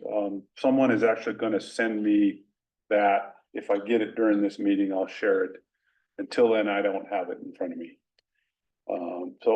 If you guys wanna discuss this more, we can discuss this more, or we can wait to see what comes out of that and then move on. So whatever the board would like to do. I would like to see what the tribes are doing. Okay, so you want to move on and Yeah. hit pause on this and move on? Yes. Cool, maybe we could just like try this break structure until you get the next one and modify, just thinking out loud. So we could have, Say what again? we could, if you guys, maybe you could approve it like this, and then we can change it on review, so we have some breaks. I don't have a problem with that. I mean, but I don't particularly want to approve that as is. Okay. You just wanna wait. No, all for it, just, yeah, we need to. I'm just We constantly could trying to move approve things. it except for the health and wellness. We could put that on hold. Approve the rest. I think that the interim approval that we're giving is for administrative purposes. As Haley said, it's all gonna go out for public review anyway, so. However you wanna do it, that's a thought, so. We're just gonna be, we're gonna come back and review this again. I'm okay with Ethan's suggestion. Just approve it as it is. And then come back and take a harder look at it when we have the tribes policy. Approved to revisit. Yeah. Yeah. Administratively, you can use it. Okay. That's my thought. Roger, Yeah, Georgia, Sounds good. so green light, so we're actually calling this one a yellow light. Yellow. I don't know. It's either red, yellow, green, right? So it's,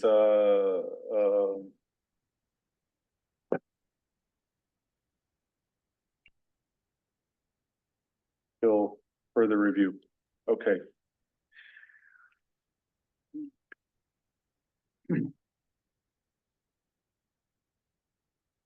Haley, you good with that? Yeah, no, that sounds good. I did just wanna touch on, I think, two things that I heard mentioned by staff or asked by staff. So Please. with regards to combining the two 15-minute breaks to essentially be in place of the wellness break, that's not necessarily allowed. 15-minute breaks in Montana, actually it's 10, are required for employees that are working 8 hours. So those are things that are actually mandated. The wellness break would be something that an employer could provide, but it's not required. So trading off something that's federally or state mandated for something that's a privilege, just it doesn't mirror up. So I just wanted to provide that clarification with that. Yeah, and that supports what I was thinking. I appreciate that. Thank you. All right, before we move on to our next section, although it's not specifically on the agenda, I want to raise something, and if you guys are okay talking about it, we'll do it. If not, then. So, Ken flagged me that board members have not gotten our compensation since July. Part of the reason is that we are still working through some of the policy on the committees. My thought is, why don't we just allow the regular meeting times to get through and hold the committee compensation until we finish that policy? It sounds like that's the holdup, that's holding everything up, and I think if we can just allow the regular meeting compensation to go through and deal with the committee compensation until after, after we've finished that policy, that would help that, but that's just a thought. So with that, can we talk about that? Yeah, Roger. So just a question for clarification. So I thought at the last meeting, we approved the language in the policy, but now it's gone to public review. Didn't that happen? So are we just waiting for public review period to end and then we'll get it? Yep. Okay. So that was a week ago. We have 15 days, so we got 8 more days. No, we're waiting to have it, formatted from, legal to get it posted.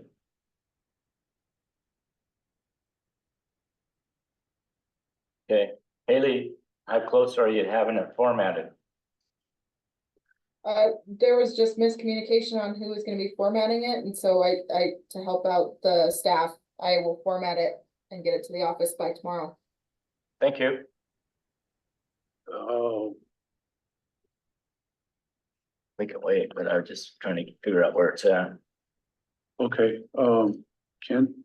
No comments.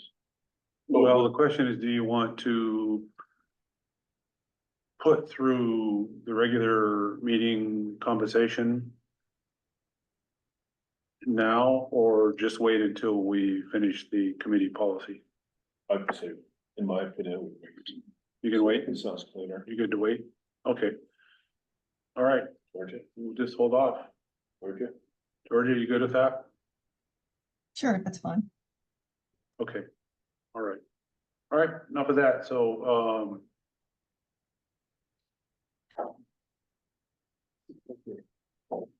Rhonda, you there? Yes.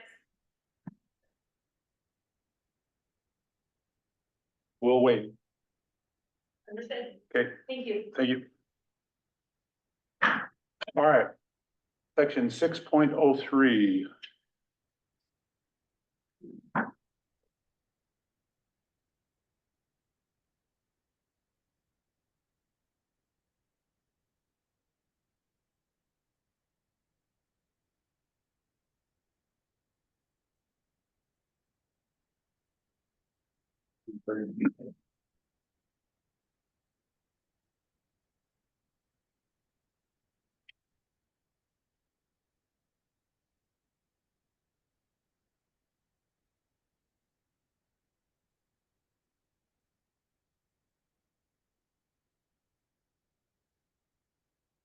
So we're looking at 9 through 13, or, excuse me, 9 through 23.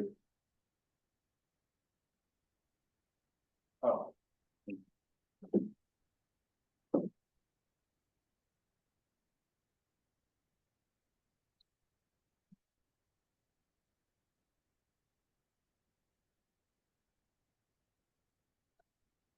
Mr. Chairman, board members, you might remember that you had me draft, and you discussed a, PTO advance policy. And you have seen this before in an email form. This is it here in,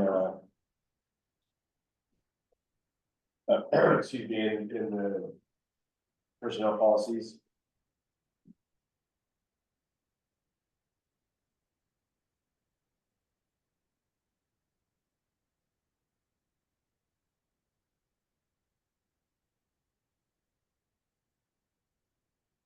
So this is all new language. This is all new, I mean, it's new in the personnel policies, but it's language that you've seen in email and discussed. In the executive session.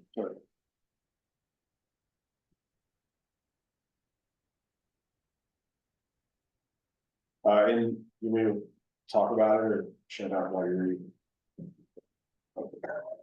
No, I'm just not sure. So it's 9 through,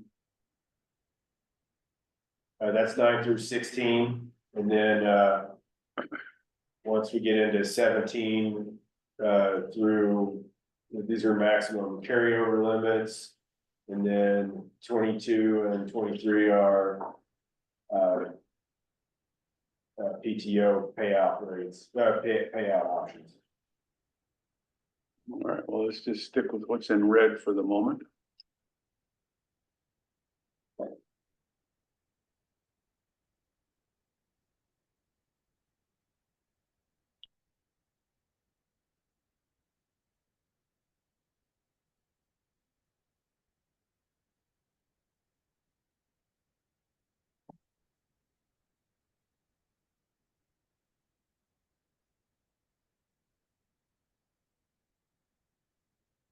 Remind me, what does FLMA stand for?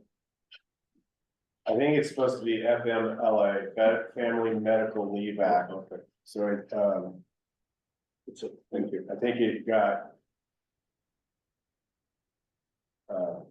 messed around a little bit, sorry. Transposed. Yeah. I was working through that. I was gonna offer the correction, but that was wrong.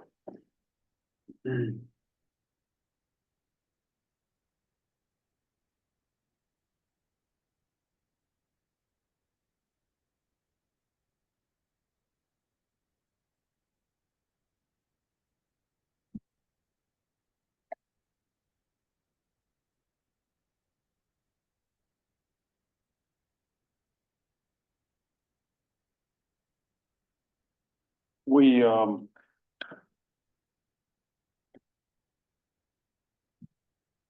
Haley, you've looked at this? Yeah, I mean, I've glanced through it. I didn't think it fitting to really go through and add a whole bunch of revisions because this is a section that I think the board really needs to discuss and provide a little bit more direction on. Okay, so, board members remind me, so just going on the number 9, did we or did we not have conditions on the reason for making the request? This just allows for the request if somebody's out of leave. It does require the employee to be in FMLA status. So actively in a Family Medical Leave Act qualifying event. So is that defined somewhere? I mean, I get what you're saying, and I know that there's a Family Medical Leave Act, so That would be one of the brochures that Haley's recommending that we would need to, distribute, and we haven't gone through 6.05, but I'm gonna guess that in 6.05, she's gonna just modify that to say that the board, the OE will follow the Family Medical Leave Act. You know, that's what I'm gonna guess is gonna happen. And now family, just as a reminder, Family Medical Leave Act does not, offer paid leave. It does offer, an employee under certain circumstances to take, paid leave, for a certain period of time. And it's all very regimented in the act language. And then as it's working right now, just to take standard leave, or do we have a leave form we fill out? This is handled, through, a written request arrangement so far. And it looks like a lot of our other, So when it says may request, we have a form and format that employees will be made aware of? yeah, but I think given the circumstance of this type of request, I think anything in writing that has the assertion that somebody's in Family Medical Leave Act status and requesting both Family Medical Leave Act and or a possible PTO advance.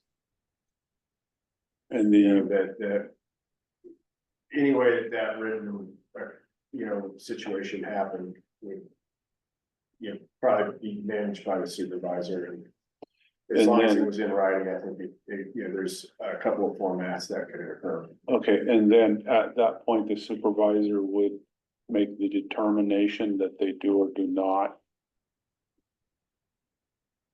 qualify under the Family Medical Leave Act? That's true, yeah. Okay, so all those procedures will be spelled out somewhere?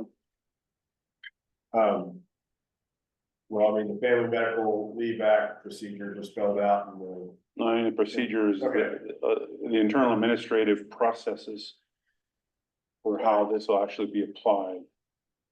Yes, And where will I they? think this largely does it though. Oh, okay, so it says may request, and then it doesn't say how the request is made, and it doesn't say anything about the fact that the supervisor will review the case and determine whether they do meet the FMLA status. That's, I mean, those two things I don't see there. So if they're not there, will they be somewhere else? I think you could probably add in here, if you need some additional, like, an additional line that talks about how the supervisor is going to assess the request. We should just stick it in right now Yeah, as a number 10 or something. all right, board members, that makes sense? Yes. Okay. Yes, Yeah, whether you fashion the language this minute or not, Leah, let's just make sure you get something drafted I'm for that. sorry, it's in track changes. Just, maybe not. Maybe just make a note to add language and then we can keep going.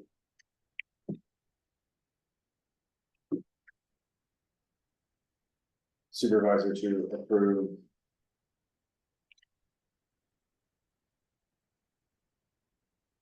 PTO advance.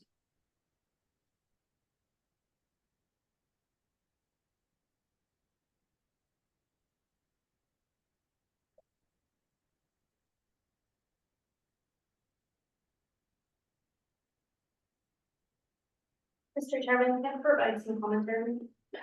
Yes, When we have a PTO bank, it's a payroll liability that we need to keep track of, and it would be great for financing team to be able to say that this is the max payroll liability we're gonna hold. So as you guys are considering these items to have a cap, because that is something that is always gonna have to be held on the books, so that anytime a person leaves employment, the way this is set up, they get a cash out. And it's because it's combined. Sick and annual leave is combined, so it would be probably treated as just a PTO cash out if they left, because it's not separated. So we need some sideboards moving forward for accounting purposes. but is that somewhere else? It's down below when it talks about maximum accrual and payouts. Okay, And for the PTO payouts, there's designated rates that account for the customary lower percentage of base that's paid for sick leave versus vacation leave. Okay, so, And I did review them and it's not straightforward, in my opinion. okay, well, let's get, when we get down there, we'll, this, at this point is on, leave advances, so. We'll take a look. Mr. Chairman, board members, in this section, one of the requirements, if you can get back up to 9, is that an employee must have their PTO and comp time balances depleted before they make a PTO Mhm, advance request. mhm.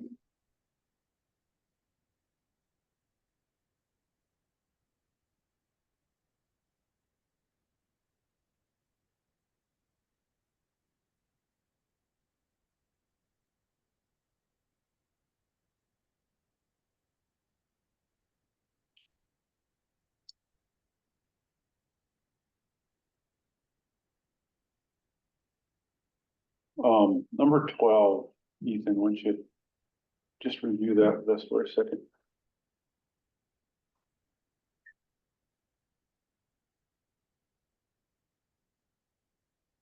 Mr. Chairman, board members, what that's trying to get at is that when an employee uses paid time off, it puts them in leave status. Or excuse me, it puts them in pay status.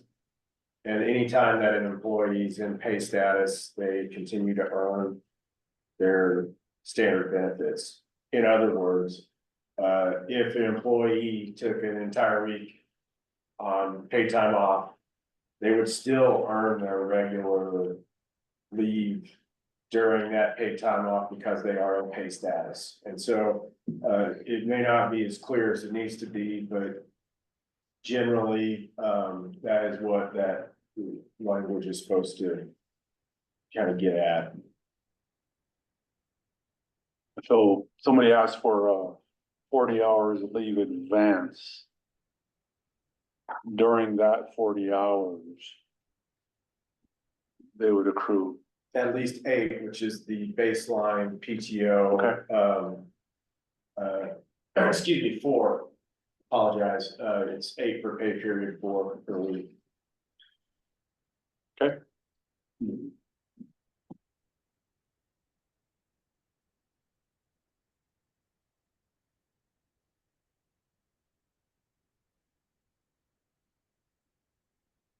So number 13, future PTO accrual. This occurs automatically 6 pay periods after an advance is made.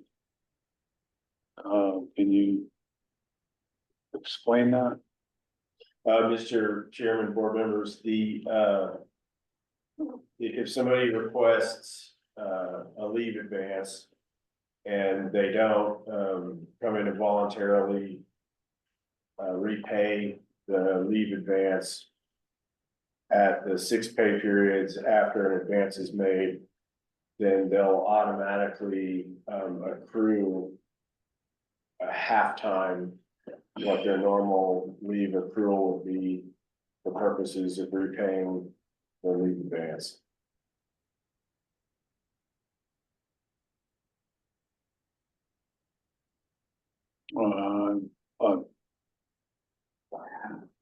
I am not following what you just said. I'm sorry. Okay, so Clayton Matt makes a PTO advance request and is approved for 40 hours and takes it on pay period 1.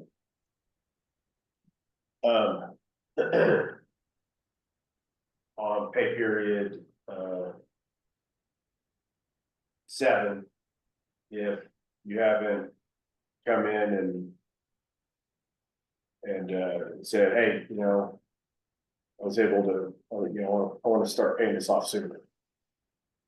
Right, if you didn't say anything, then at pay period 7, it would automatically start to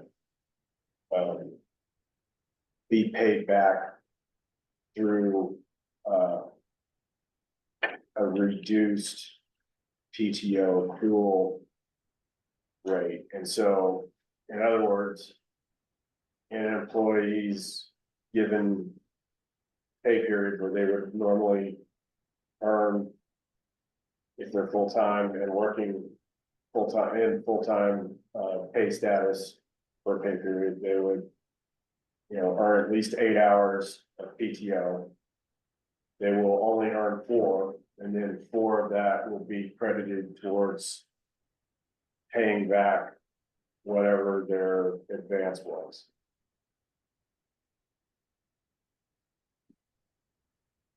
Am I helping? Does that make sense?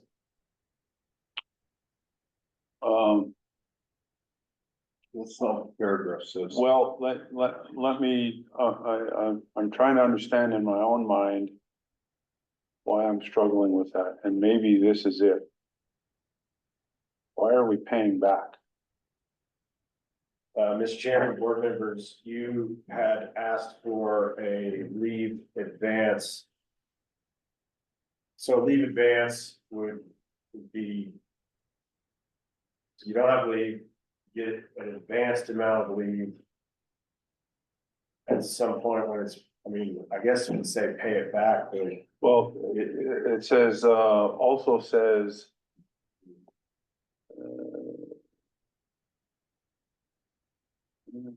May request. Needed, totally. 40 hours.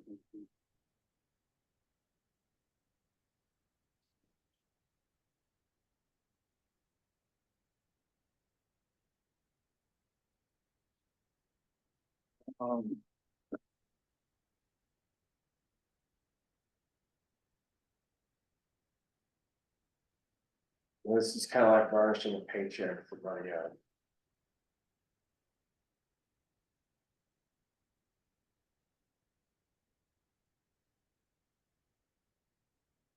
Is it the possibly just the wording, an employee may request to repay their leave advances on an earlier schedule? I think when you put request the supervisor repay, that might be causing the confusion. Yeah, that is bad wording, Georgia. Thank you.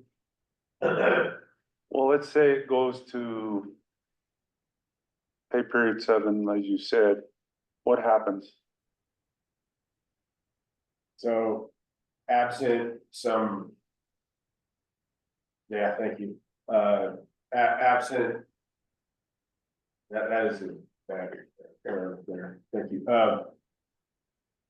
Absent employee coming in to initiate repayment sooner at pay period 7, they'll earn half as much leave as they normally would, and the other amount will go towards their advance that they need to pay back.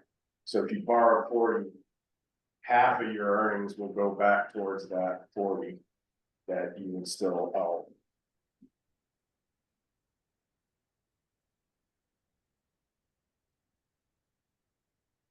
Again, this my understanding is what the board, I try to write this sort of in a way for the board at the board direction, and as such, my understanding is that the board wanted to have some sort of a repayment for the leave advances. Is that what you're thinking? Well, yeah, we want to have a repayment. I'm just saying that's, the first time I read that, I didn't hear what Ethan just explained. But I read that, it says you will start paying it back immediately and be paid back within 6 pay periods, but that's not what you intended to say. No. Roger? I guess my question, how did you arrive at after 6 pay periods? I threw some spaghetti at the wall, and you guys didn't say no. I'm not arguing that we said we wanted payback, only that I don't remember it. Okay. Georgia, do you remember that? Now would probably be a good time to share with everybody that I'm heavily medicated at the moment. So All right, so let me ask a question. Are we wanting to do pay? So let me take another approach at this. What's our leave accrual cap? Maybe that's, Well, we're gonna work on that next. I know, Okay. I wanna jump to what we have right now. What does it say? We don't have anything Okay, other than really, nobody else has outstanding leave balance other than me. That is where we're at in the status situation on all staffing. Probably whatever you end up with the leave maximum, I'll be in excess of that. We'll need to work on it. So with this, I guess. The first question, it seems, okay, they need to pay it back. That's a given. Like, is there other I'm not federal gonna answer. policy, You is there have, other federal policy on this, or what's the status standard of the industry as far as this sort of situation? sure. So I did share with you the federal policy when we did this, and I'm sorry to drag you back into time. But the federal policy, first of all, it offered 240 hours. And you as a board felt more comfortable with 120 hours. And you as a board also felt more comfortable at the time at offering only 40 hours per pay period, which keep in mind that is half of the hours in an 80-hour pay period, right? So the federal payback arrangement, if I recall, and I'm going back, is something kind of similar to this, in that you automatically go into a status where you're just earning less and it gets paid back. Now, the federal setup can actually go after your wages, or go after you fiscally if you stop working before you pay back all of your leave advance.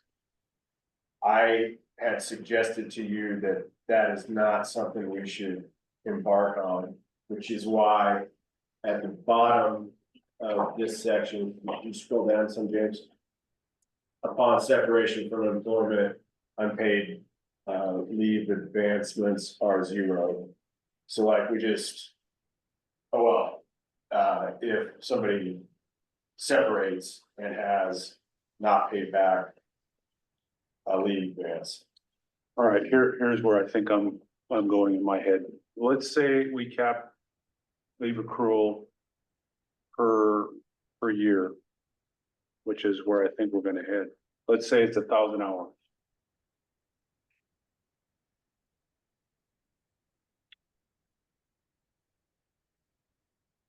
Within that year,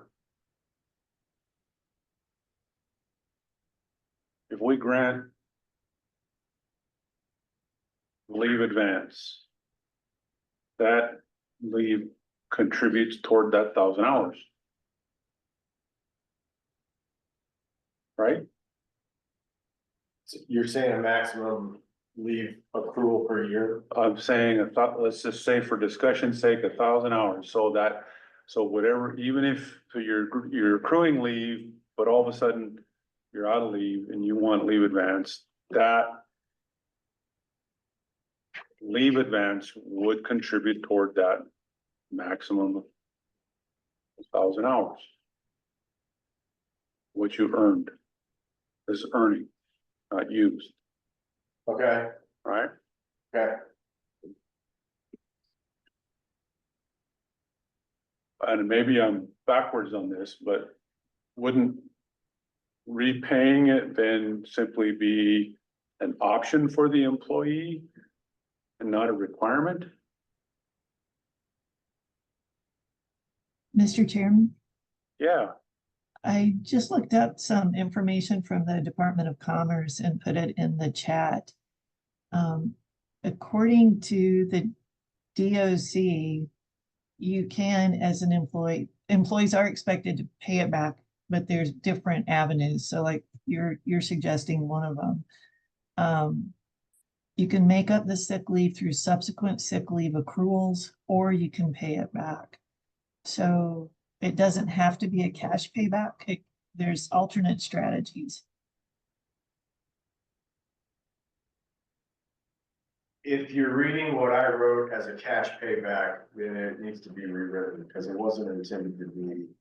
Well, I think Georgia's just giving an example of something Okay. she's reading there. I didn't want to make sure though. No, I don't, I think she's just reading. Thank you, Georgia. How are,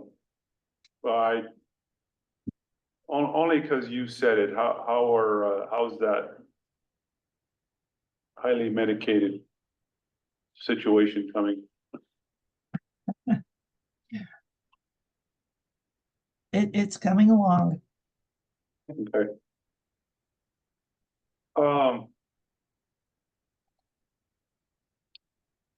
Okay, I'll just listen here for a bit. So what do you guys want to do? For some reason, I'm stuck on whether or not we should even worry about paying back, only because you accrue it. It's part of your thousand, you get to the end of the pay period. Okay, so we just to try to Not a pay period, end of the year. so if you take a leave advance, your leave advance balance would be like -40. Cause you had nothing, you got an advance, right? So then at some point, some of the leave that you earn would go towards resolving that -40. And what I had tried to suggest here, which may not be well written, is that half of your accrual, at a certain point in time, half of your normal accrual will go towards that advance and paying it back. Well, Roger, you asked the question, what are some of the standards out there? This is one I'm not familiar with at all. I've never dealt with leave advances. I did talk to some private sector people, and what they had told me is that there are private sector payroll services that will offer employees advance payments on their paychecks, and it's all handled third party. That is one standard that I know of. There's fees, obviously in association with that on the paychecks in the future, but that's just handled more like a cash advance as opposed to a leave advance, all right? When we went over the federal one, the state of Montana does, they have a voluntary leave donation, sick leave donation plan in which people who are out of leave can request human resources solicit leave donations from other employees. And I don't know what to try to do. Probably something like that federal leave advance, I would guess. Well, they allow leave sharing, Yeah, but leave advances like this, I'm just not familiar with. So, well, I remember when we were first discussing this, that, I threw out that if somebody wanted to contribute, when I was in private sector, people could contribute their PTO to somebody else. But you didn't like that suggestion because it was a small office, you said, so we threw that out. But this is just such a unique situation that I guess that's probably why we're struggling. I kind of feel it should be paid back.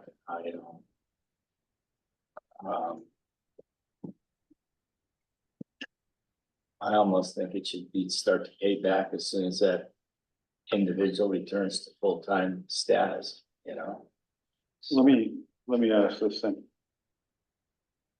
What are they paying back? Well, they've basically gotten an advance. Isn't that right? Yeah. They're So, out of leave, so they ask for leave, they get some leave. Yeah, that contributes toward, that should also then contribute toward the accumulation of the total amount they've earned that year. it's in excess of what they've earned that year. It's beyond what they've already No, earned. it's in excess of what they used. No, it's in excess of what they've earned. In That's excess why of, they don't have any leave. Yeah, not having a leave because they used it. Yeah.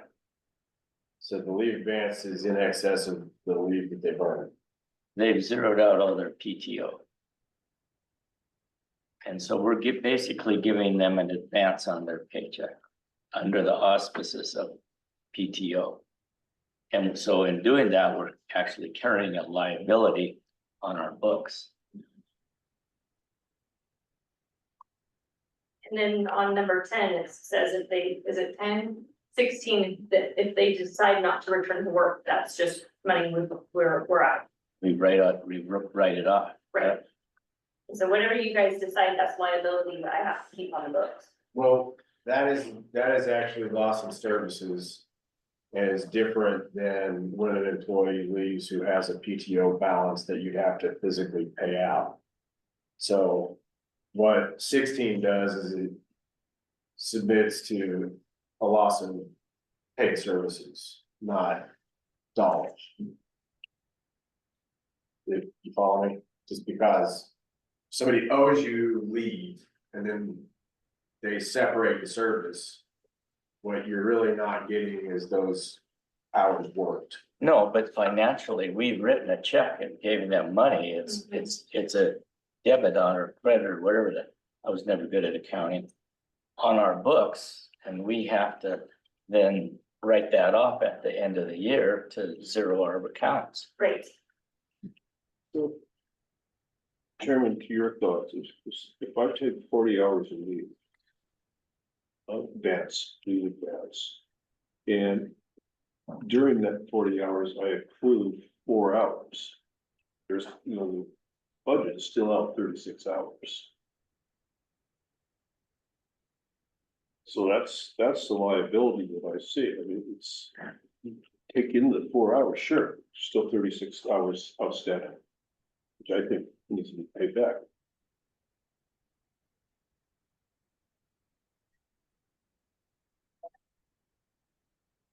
Yeah, so that's why I almost, the six pay periods or whatever, I would say they should be paying it back once they return to being an FTE full-time in status anyway. So, Yeah, why did you come up with this 4 weeks? Whatever period. Sure, What was your rationale? so the rationale is that if somebody was in this kind of medical leave status, that it's usually something that lingers. And that typically, as the eligible things are, they're significant occurrences. And that I would presume that even though they might be able to return to work, it might not be full-time, they might still need to take, leave that they earned. The idea of the 6 pay period lag time was to try to give them a chance to get back on their feet again before we started, recouping the leave. Right, and because, a lot of people are like, oh man, I got this major car accident, need to take all this leave, all of a sudden, I've used up all my leave, maybe a little bit more, but maybe they are only coming back partial, and so that was the idea, it's like trying to give a chance to get on their It's feet. compassionate spirit. Yeah,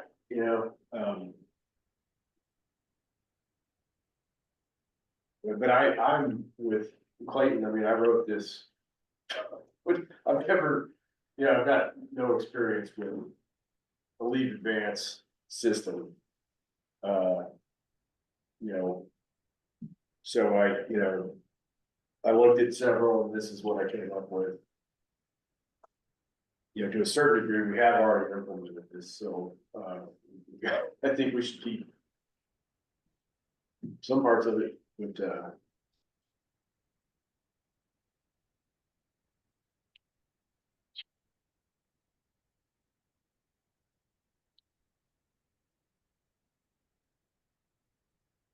Well, if we're gonna do payback, I kind of agree with Roger. I think it should just start right away. I mean.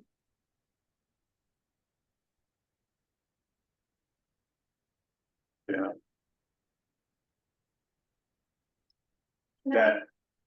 that change can be made here.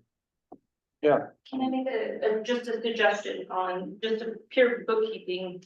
Right now, it is wrote that if somebody is on leave without pay status, they do not accrue any PTO. And if this is to try to keep somebody a little bit more financially whole, if they're on medical leave or leave without pay or some reason, if we actually allow them to accrue pay at time of service instead of hours worked, we would help them stay a little bit more financially whole.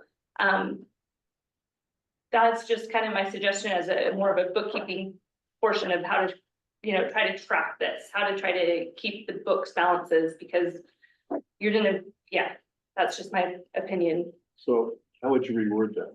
I would allow leave advances. If somebody's on FMLA, they also require to, I believe, get 80% of their wages. And so they're already getting supported by the FMLA, if they actually qualify and apply for it. And so this is just becoming a big bookkeeping headache to me, how this is happening. So moving forward, I would allow them to accrue, if they're approved leave of any sort, whether it's medical leave or some sort of leave without pay or anything like that, if they can accrue while they're gone, then you can support them in, letting them continue to gain PTO, but we're not actually putting a liability on our books. So no vests. Correct. To keep it straightforward. We definitely have policy in here that does not allow for earning PTO while you're in leave without pay status, along with other benefits. Similar, you don't get, retirement for leave without pay or other things. So could you explain to me one more time? How would that protect somebody, what you're suggesting? So if you have somebody that's out for a surgery and they broke their leg and they're out and they had to have surgery for it and they're out for 2 months. During that 2 months, they can still earn their PTO. So as a organization, you're still trying to support them. So they get their PTO, I believe at the very base minimum is where most of us fall into, which is 16 hours a month. If am I correct, or is it 8? 8 hours per pay period. 16 per month, right? Yeah. And that's combined PTO and sick leave. And so they could still get 16 hours, and if they were getting FMLA paid or compensation at 60 to 80%, that would help keep them more full. Okay, still not making sense to me, but that's okay. Sorry. So- No, 'cause you know what you're talking about, and I don't. Just as a clarification, Family Medical Leave Act does not require pay. Now, I'm speaking from Washington. They had a family medical leave where you can apply for it, and it's like unemployment. And that's probably not necessarily how it's set up here, so that might be me speaking out of turn. So in Washington, they had it set up and it was like unemployment where you could get 80% of your wages if you were out on long-term or short-term leave. we had that, but that was a different actually setting. The Family Medical Leave Act, I mean, I think there's something there, but I think the Family Medical Leave Act generally is intended to allow them to take the time they need for medical leave purposes. And if that was an extended period of time, their job was secure. Mhm. That's a big part of it. Their The job main is part. secure, Yep. their job is secure, And, they can take the time they need to do that. Well, what about this 80%?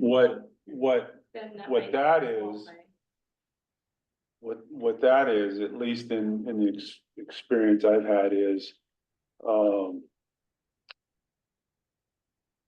disability, we called it disability leave. So there may be something in the Family Medical Leave Act that allows disability leave, but that was a separate thing. If you qualified then for what they call disability leave, and there are certain standards you have to meet, and I don't see that here. If you qualified for that, and during that time, if you have met those requirements, you're on disability, and during that time, you're getting 80% of your pay. You're on leave and you're getting paid 80%, But you're not accruing PTO. but you're not accruing PTO. But we don't know. But if we have that yet. that's a We little, don't. well, but that is separate from what this is, I think. I think there is something there, but I think, and I don't know what they did in Washington, I don't know what Montana does, but that was my experience with the travel organization. We had both options. Family Medical Leave Act allowed you to take leave under for medical leave purposes. And my apologies, I thought that was like a federal thing, so it might be a state by state. The Family I Medical honestly Leave don't Act know. is federal, and we do need to uphold that, but it is only unpaid leave under certain circumstances, and it is for holding someone's job secure. yeah, and so then at some point, we may want to talk about the disability option, but I don't think that's what this is. At least that's not my impression. So, hey, are you following all this? And is there, do you have any, thank you, Rhonda. Do you have any thoughts on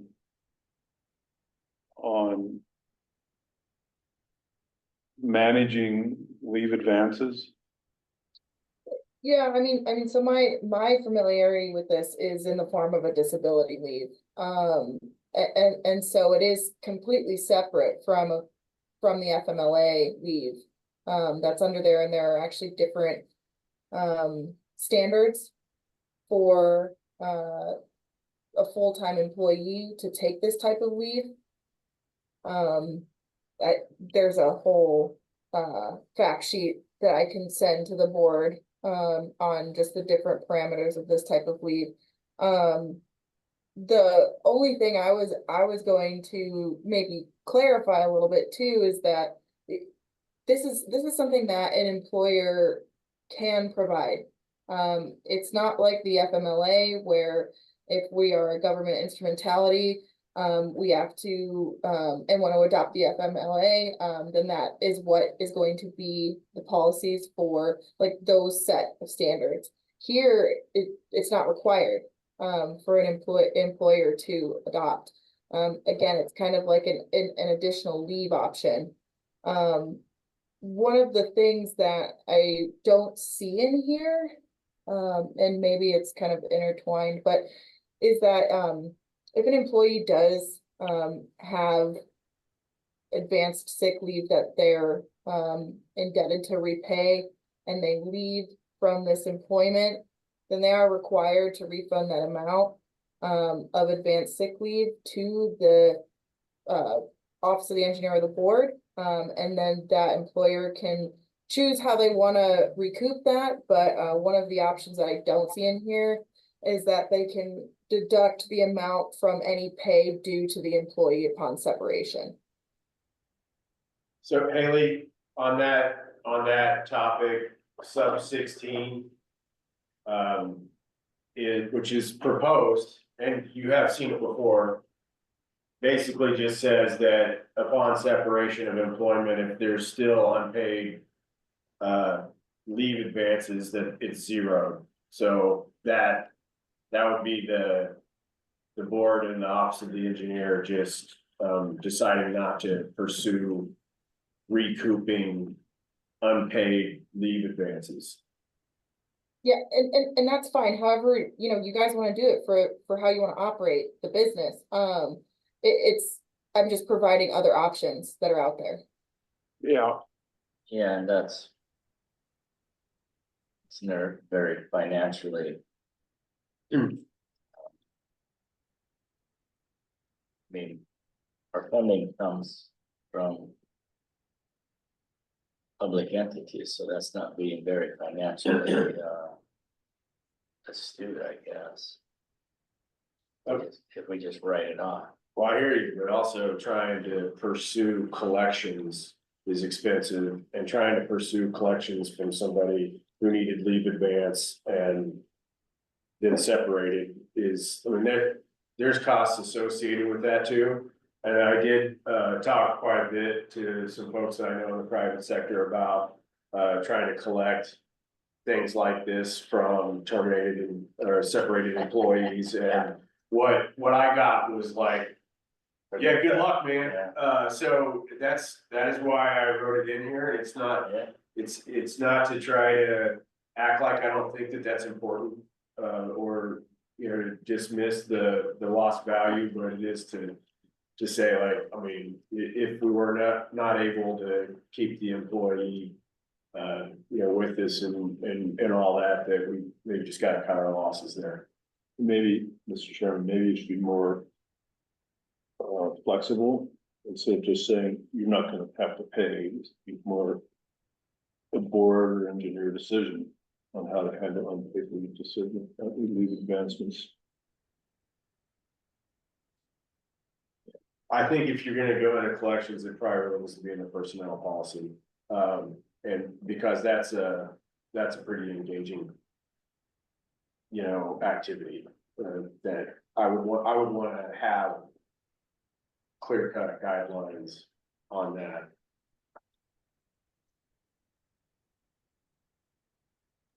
I guess the question is, I mean, Rhonda points out that this is gonna be an issue in bookkeeping.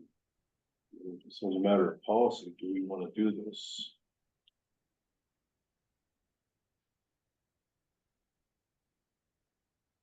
And I am not an accountant, far from it, but I think leave advances is a good concept.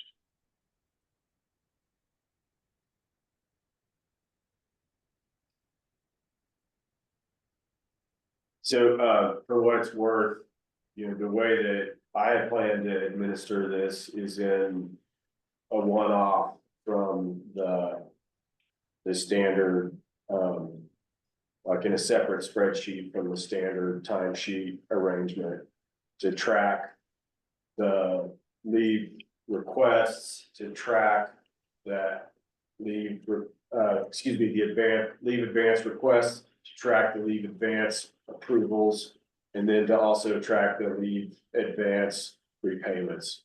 I couldn't find any other way that you would have it set up in the integrated system where, you know, you have an adjustment of things in our kind of a stock payroll arrangement. And by the way, what Ron is talking about is exactly what my friends in the private sector who manage a lot more people than we have here said, because I did have him review this, and he said, this is gonna be an administrative hassle. Maybe you should consider that third-party payroll advance system. He said, I would never do this, but, you know, he's dealing with, you know, 200 and something employees.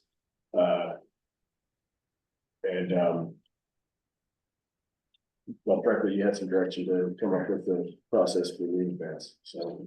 Chairman, can I ask Ron another question? yes, Ken, Rhonda, I'm not being denigrating, I'm just not good with money, okay? Why, explain in like layperson's terms, why you don't think it's a good idea?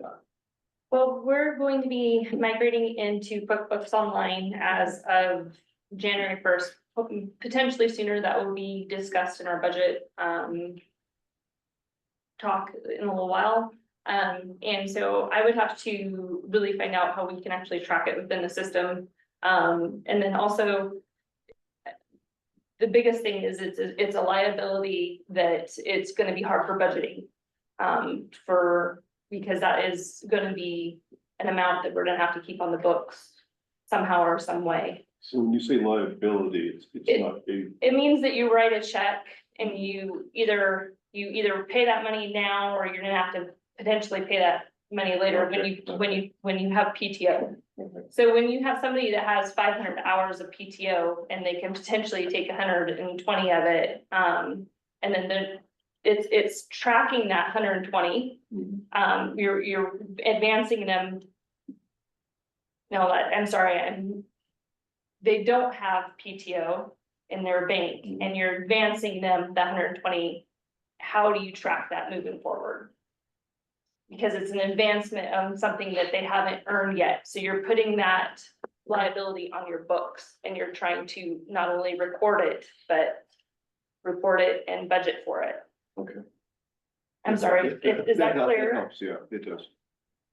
Cause yeah, So on our books, it just say that person gets paid $30 an hour, so then 30 times 120, that's $3,600, so that would be a liability on our books for $3,600.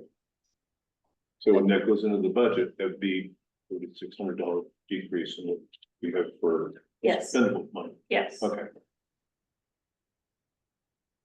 Thank you. Well, you know, not to try to make it more complicated, since you already have the employees scheduled in the budget. You know, the leave advance would just. It would match your budget automatically. The difference is that you wouldn't be getting any work during the advancement. So what you really are losing is production.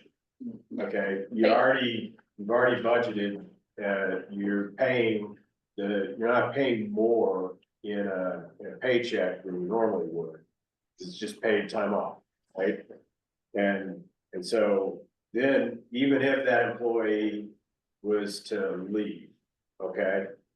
It's not like you're gonna have to come up with this paid time off that you advanced. Cause you already spent the money. What you're gonna have to come up with is this gap in production. See what I'm saying? So, you know, it's different than the problem that you're talking about when somebody separates from the office with a lot of leave balance.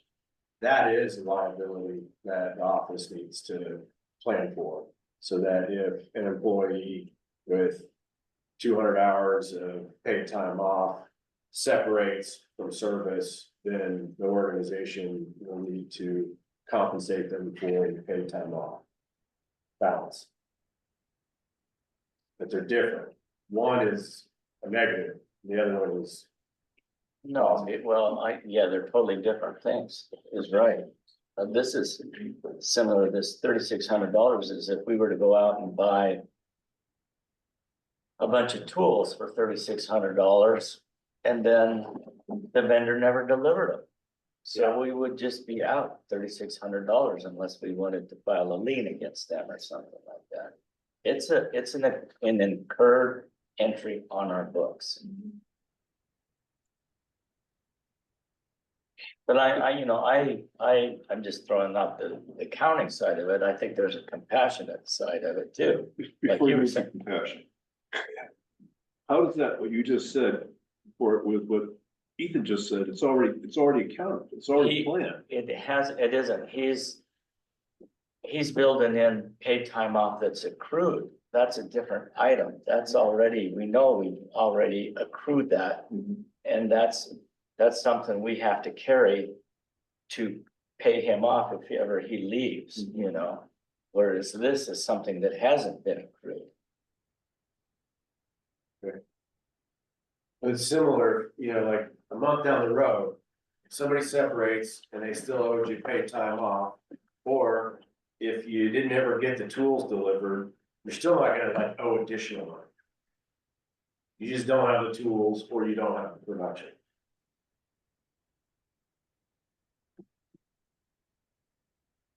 Well, This is treating leave advance like cash advance. That's what this does. It is. If we were to give them cash advance, then you gotta pay us back. We give you $1, you gotta pay us back $1. We That's- give you $1 ahead of time. We give you an advance ahead of your pay more. You gotta pay that back. This is treating leave advance like a cash advance. That's what this is doing, Mhm. in my mind. Exactly. It's exactly what it is. With the big fundamental difference, because I did do a lot of exploration on cash advances, is that this does not screw up the IRS and payroll taxes the way that. a But for cash repayment advance purposes, Yeah. it's treating it like a cash advance. So I get that cash advance, so I get that, but it's still Rhonda's concerns, and I just think, kind of get the feeling we're talking about two different things here. And I'm probably wrong, but to me, that's what I'm getting.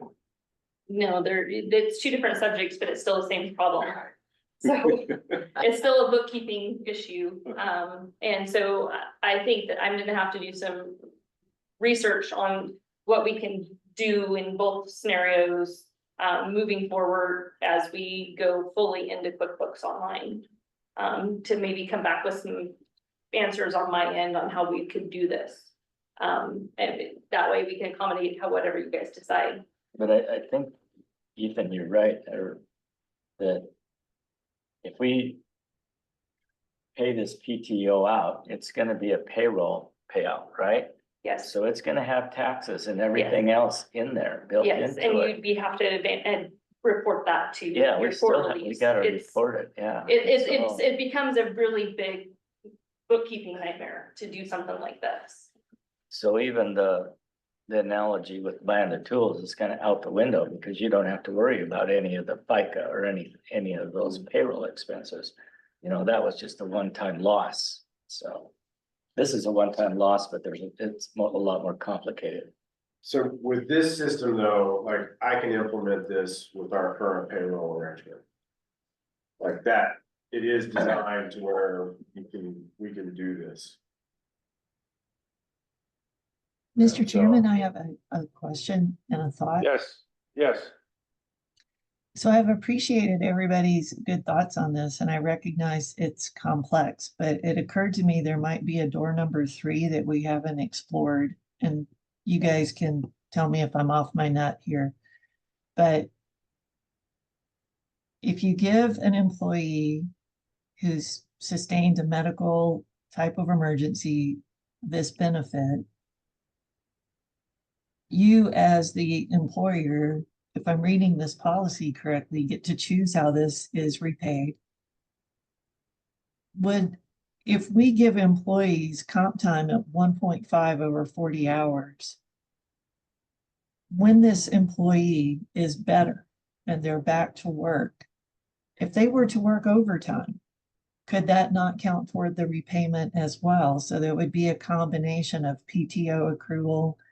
And if we're talking about production, it's a loss in production, you'd get that back. Maybe they pull a few extra hours a week and that counts at 1.5. But from Rhonda's perspective on a payroll side, it looks like the bookkeeping would be apples to apples. You'd be comparing it the exact same way. Or am I just out to lunch here?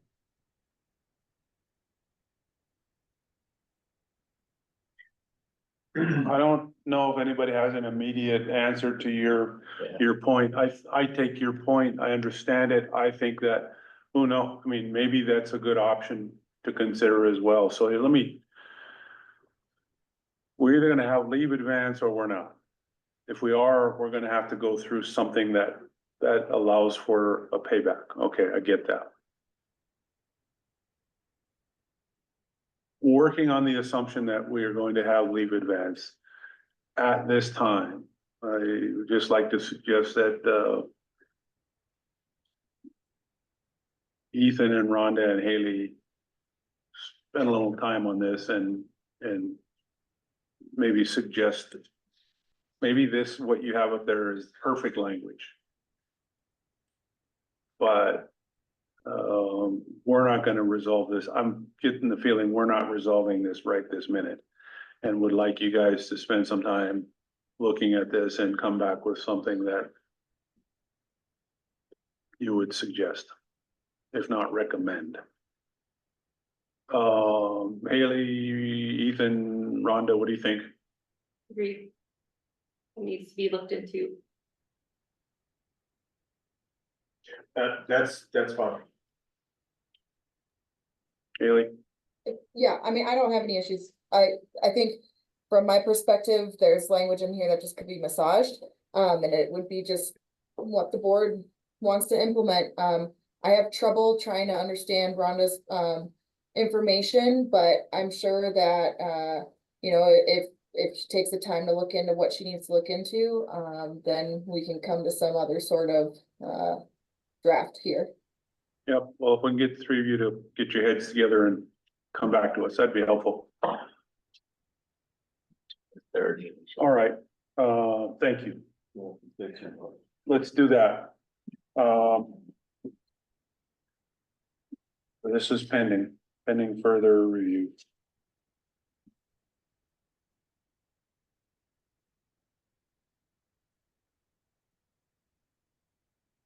So we are scheduled till 5. It is 4:28.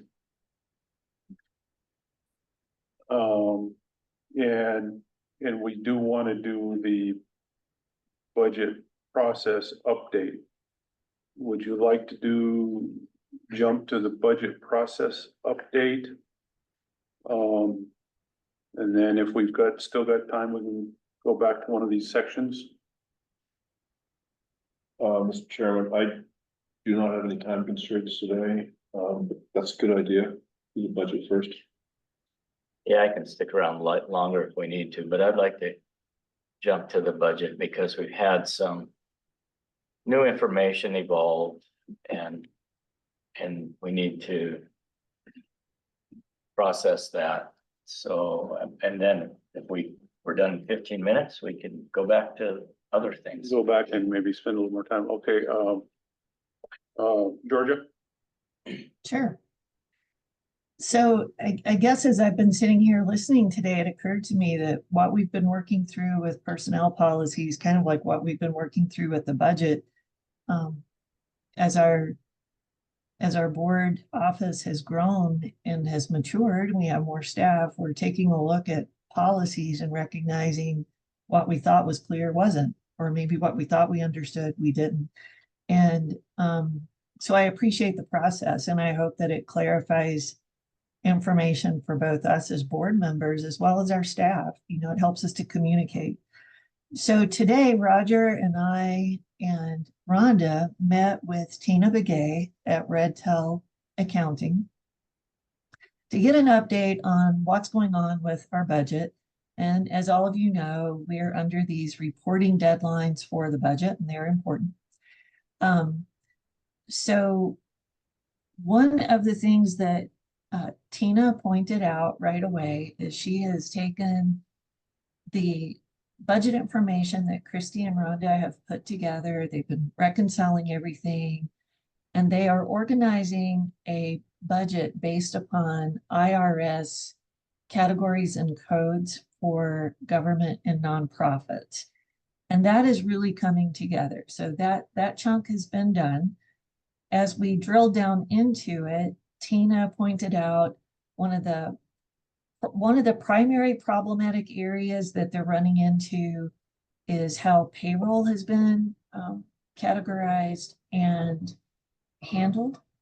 And so there's just some more reconciliation that has to be done there. Some subcategories that need to be established that can handle health benefits and phone reimbursements, things like that. And so Tina is working on that. There were a couple of other issues, but that was the big one.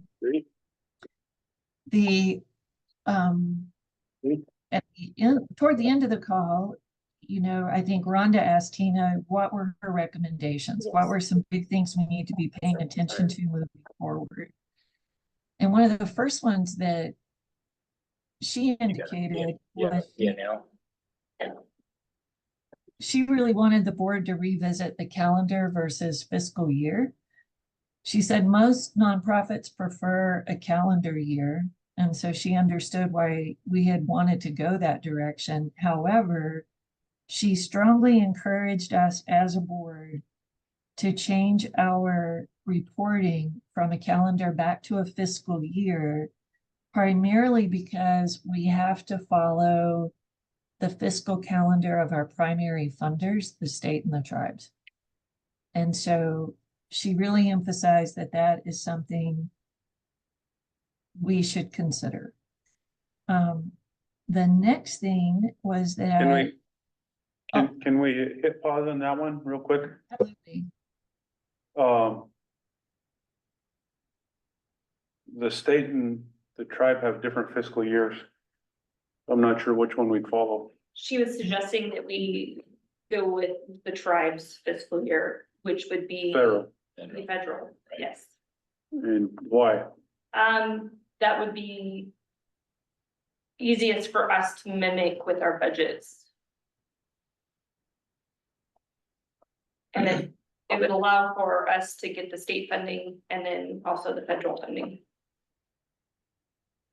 And I think, as I recall, the state's on July. July 1 through June 30th. Yes. Yep. And then because the legislature was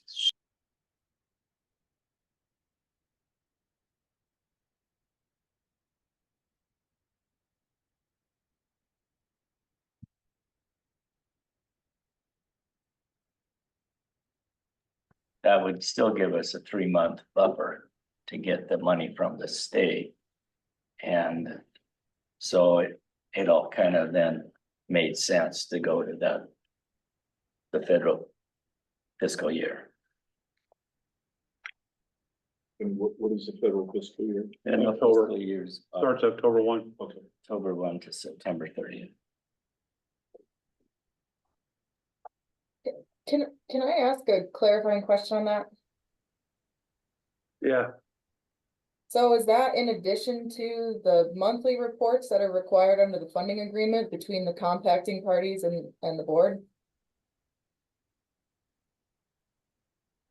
So it would still be the same, reporting would still be the same, we need to get on to doing our monthly reporting. It would just be that we would draw funds and our fiscal year would match the funding year.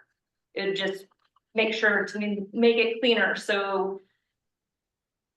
It's not gonna have any effect on our reporting requirements. We'll still do monthly Right. and quarterly reporting. Okay, no, I just wanted to make sure. So it's in addition to it, essentially. Yes. Thank you.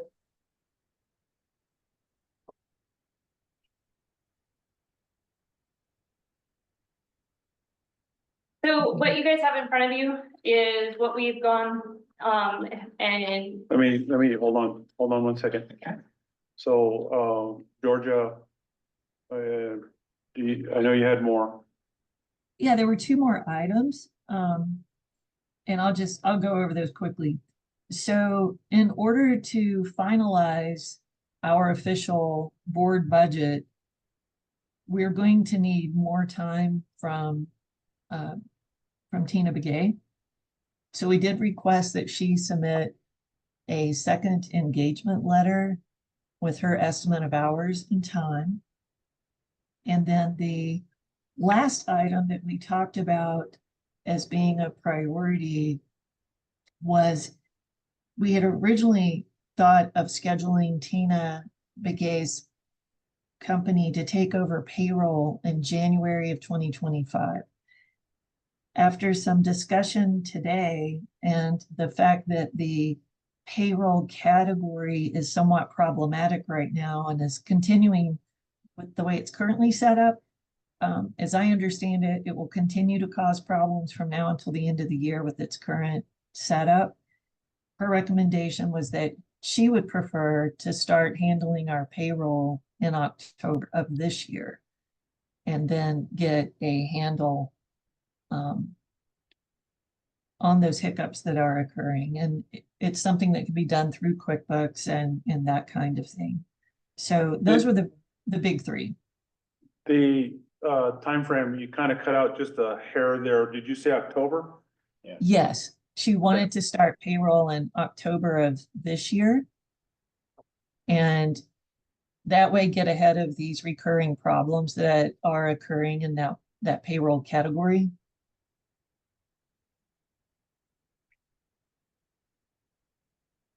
So maybe, Georgia, I could build on what you said just a little more. Sure. Especially the payroll. So if we were to start payroll with Red Tail on October 1st, then we'd be also in conjunction with the federal Fiscal year, yeah. Yes. Yeah. And also, there have been some coding. I wouldn't say discrepancies, I just inconsistencies or something. So the sooner we can stop that and move to the correct coding instead of waiting an additional 3 months and get 3 months more of incorrect coding that we've got to fix, we can start on October 1 with the correct coding. So it'll take care of 3 months of having to redo stuff again. Right. So on the contract extension, I guess I don't have much more on that. I think we have a copy of that in front of us and I haven't read it or anything. And so I guess, but maybe we should start from the top with number 1, changing the fiscal year. It's kind of I think that'd be an action item. Yeah, and we don't have that action item on the agenda. We don't know, you're right. So when's our next meeting? Mr. Chairman, board members, the next meeting is on September the 4th, but that is a pretty action-packed meeting on water policy.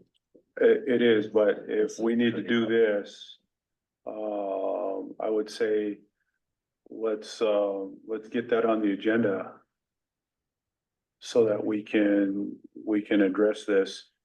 Plus, Haley, have you seen any of this?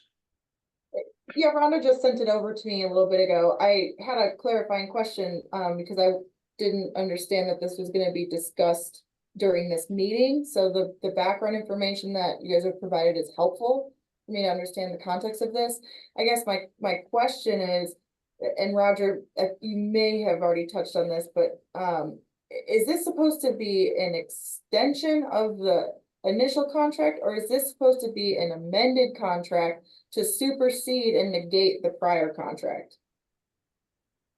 So I was in transit when all this was going on, so I have to defer to Rhonda or Georgia on that question. If you may, we had originally engaged her to review, report, and do a chart of accounts for us, and transition from QuickBooks on desktop to online, and then to help us get everything cleaned up, and that was for 25 hours for $2,500. And then this would be a continuation in a different scope. So this is outlining the new project for 100 hours. Okay, yeah, and that's fine. The reason why I'm bringing that up is because if it is supposed to supersede the prior contract because it's adding additional requirements and tasks, hours, rates, then we need to make sure that there's some language in here that says that the prior contract is negated and this contract is what supersedes it. So she's halfway through her hours already, and she's going to continue under the first contract. We're working to get this one ready for her. So she will be through that first contract and the 25 hours probably next week. And then we're hoping to then roll over into this new contract for approval. Okay, Does that- thank you. does that Yeah, make no, sense? that's good clarification. Thank you. So a little bit too, maybe, really what Rhonda and Tina are doing is they're going back to 2022 when we started up through the current. So in one sense, we're kind of doing a forensic audit of everything. So that's probably some of the reason for because this is so expansive for the additional time. Yeah, if I can elaborate on that. We have a profit and loss and balance sheet, and this was ran today on the work that Tina has done for us to date. And this is all the data from the very beginning to current of what's been entered into QuickBooks. And what we have found when we've been stomping around in there is that there hasn't been a lot of bookkeeping going on with our current company. We do not have any supportive documentation within the QuickBooks. We don't have any receipts that were uploaded. And so I'm going through, like I've let you guys know before, going through physical files and trying to even put together bank statements to make sure we are not missing any bank statements and reconcile. And so like, if you want to take a look at just the balance sheet itself, you have the current assets listed. We do have the bank account 9885 that has been reconciled to date. That is current and that's ready to go. But on the next two line items, that should be one bank account for the actual amount of 95,000 or 85,000. And right now it has a balance between both accounts of 118. So we have to go through and reconcile from the very beginning, find out what's going on. Slow down. Sorry. Go to your first one that's reconciled. Where am I looking? So on the balance sheet, Okay. Glacier Bank, 9885. You have, Where is that? Glacier, okay, oh, okay, I see, 985, all right. you have $724,049.89. That has been reconciled. All right, That is a correct amount. okay, Then you have two line items below that, and that would be our checking account.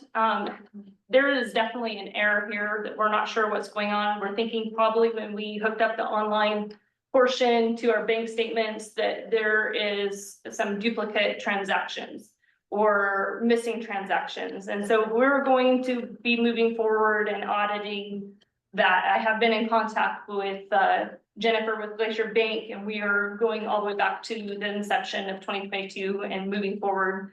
And hopefully we won't have to do it manually, but we are prepared that we might have to reconcile this manually if we can't get things figured out.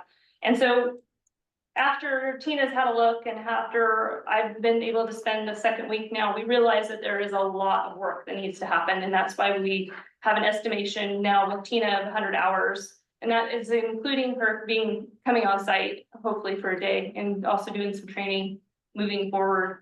And then if you go down into the next column of actually not the next column on this one, on the actual. What is 1030 clearing? So the 1030 clearing, we're not sure. We believe that was structured by Marie as being our checking account. Because between both of those accounts, we only have one checking account. There's only two accounts that we have. And so the actual balance on that should be $85,800 or $85,458.70 as today. And so we know that there's a difference of $32,541. We need to account for that, find it, figure it out. So that's something we're also working on. okay, So I apologize when you guys are talking about doing PTO requirements and everything like that. I guess I would have a lot better answer once we wade through this, but we are basically dissecting and putting back together everything from the very beginning. If you look at your profit and loss, we have under expense categories, payroll distributions or disbursements, 7,200 is the account code. Under that, we have $639,000. We know that the payroll is probably not that amount. We're going to have to separate things out because when payroll deposits happen in the bank account, QuickBooks recognizes it all as payroll, but we understand that like rent is being categorized as payroll. And so we have a lot of things that have to be broke out, and so we have to go to the very beginning and to sort that out. We have employee reimbursements that need to go under the categories differently, whether they're office supplies or furniture. We also know that we have some questions on contracted services and professional services, you know, that we need to probably isolate those better and change line items on those. And then we know that I don't see it. I'm probably not overlooking it. Fixed assets, I'm probably not seeing it, because it's probably on the next page. So on fixed assets, we know that that amount is high because our fixed assets are over $2,500 in purchase value. And we know that we only have 2 items in that office right now that qualify for that, and those will be needing to be So you might sorted out. explain that in a little more detail, that So according to the IRS, according to the IRS, fixed assets or a purchase price of over $2,500 per item. Less than that is usually like categorized as small tools or something like that, and it doesn't actually have a depreciation chart. So above $2,500, we need to have Tina also do a depreciation chart on that. So what we know of 2 items right now that we have is a flow tractor and a printer.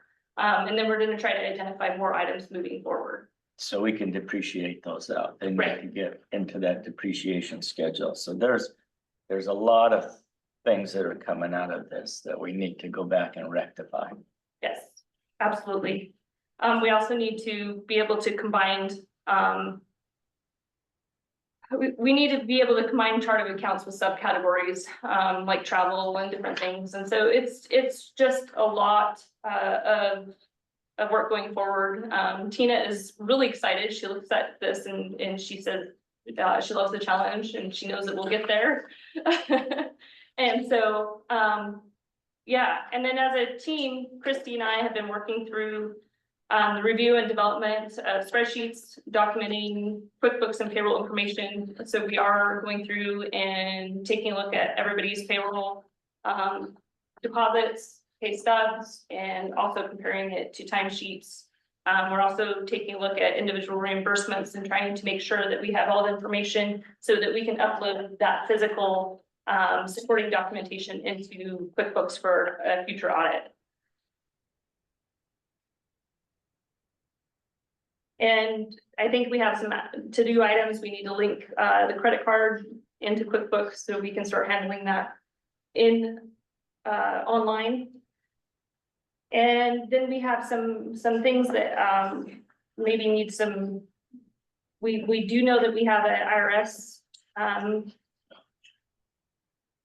bill that we need to potentially talk about Red Tail engaging the IRS on that. She does seem to have knowledge of how to proceed with that.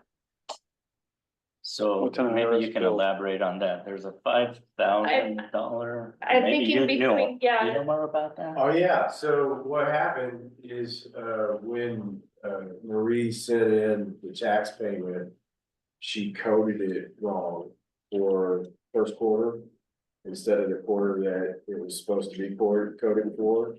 And so I've got like multiple letters where copies of letters she's written to the IRS, trying to get them to recode that payment. In that time, the IRS is like, you haven't paid this. And so they just keep charging money. Interest. I keep telling Marie that she needs to deal with it, you know. Yeah, something needs to change on the solution. Well- We did get recently the most recent letter that I'm privy to said that the IRS has identified that there's an issue and that they're working on it, but that they don't have any other information other than letting us know that they've identified there's an issue. Okay, can you give Rhonda copies of all of those documents? So Sure, that those are that our we can fiscal file. start to- I would like Haley to see those as well, especially Absolutely. if the IRS is starting to send letters. Haley, have you seen those? No, not to my Alright. knowledge. All right.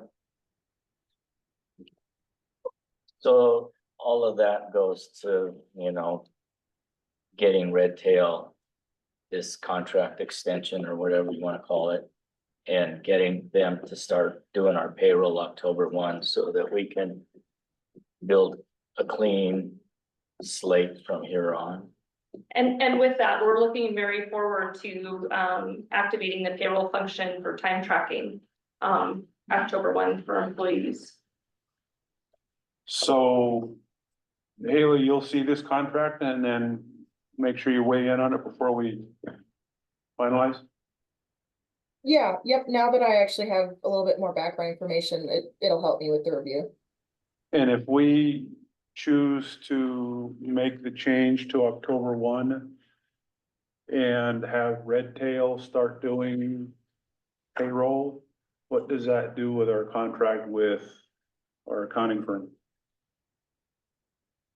Do we have a contract? I didn't sign it because I was dissatisfied with some of the solutions that we had. So Haley, we don't have a contract. Can we just terminate their engagement with 30 days notice, or do we have to even give them that?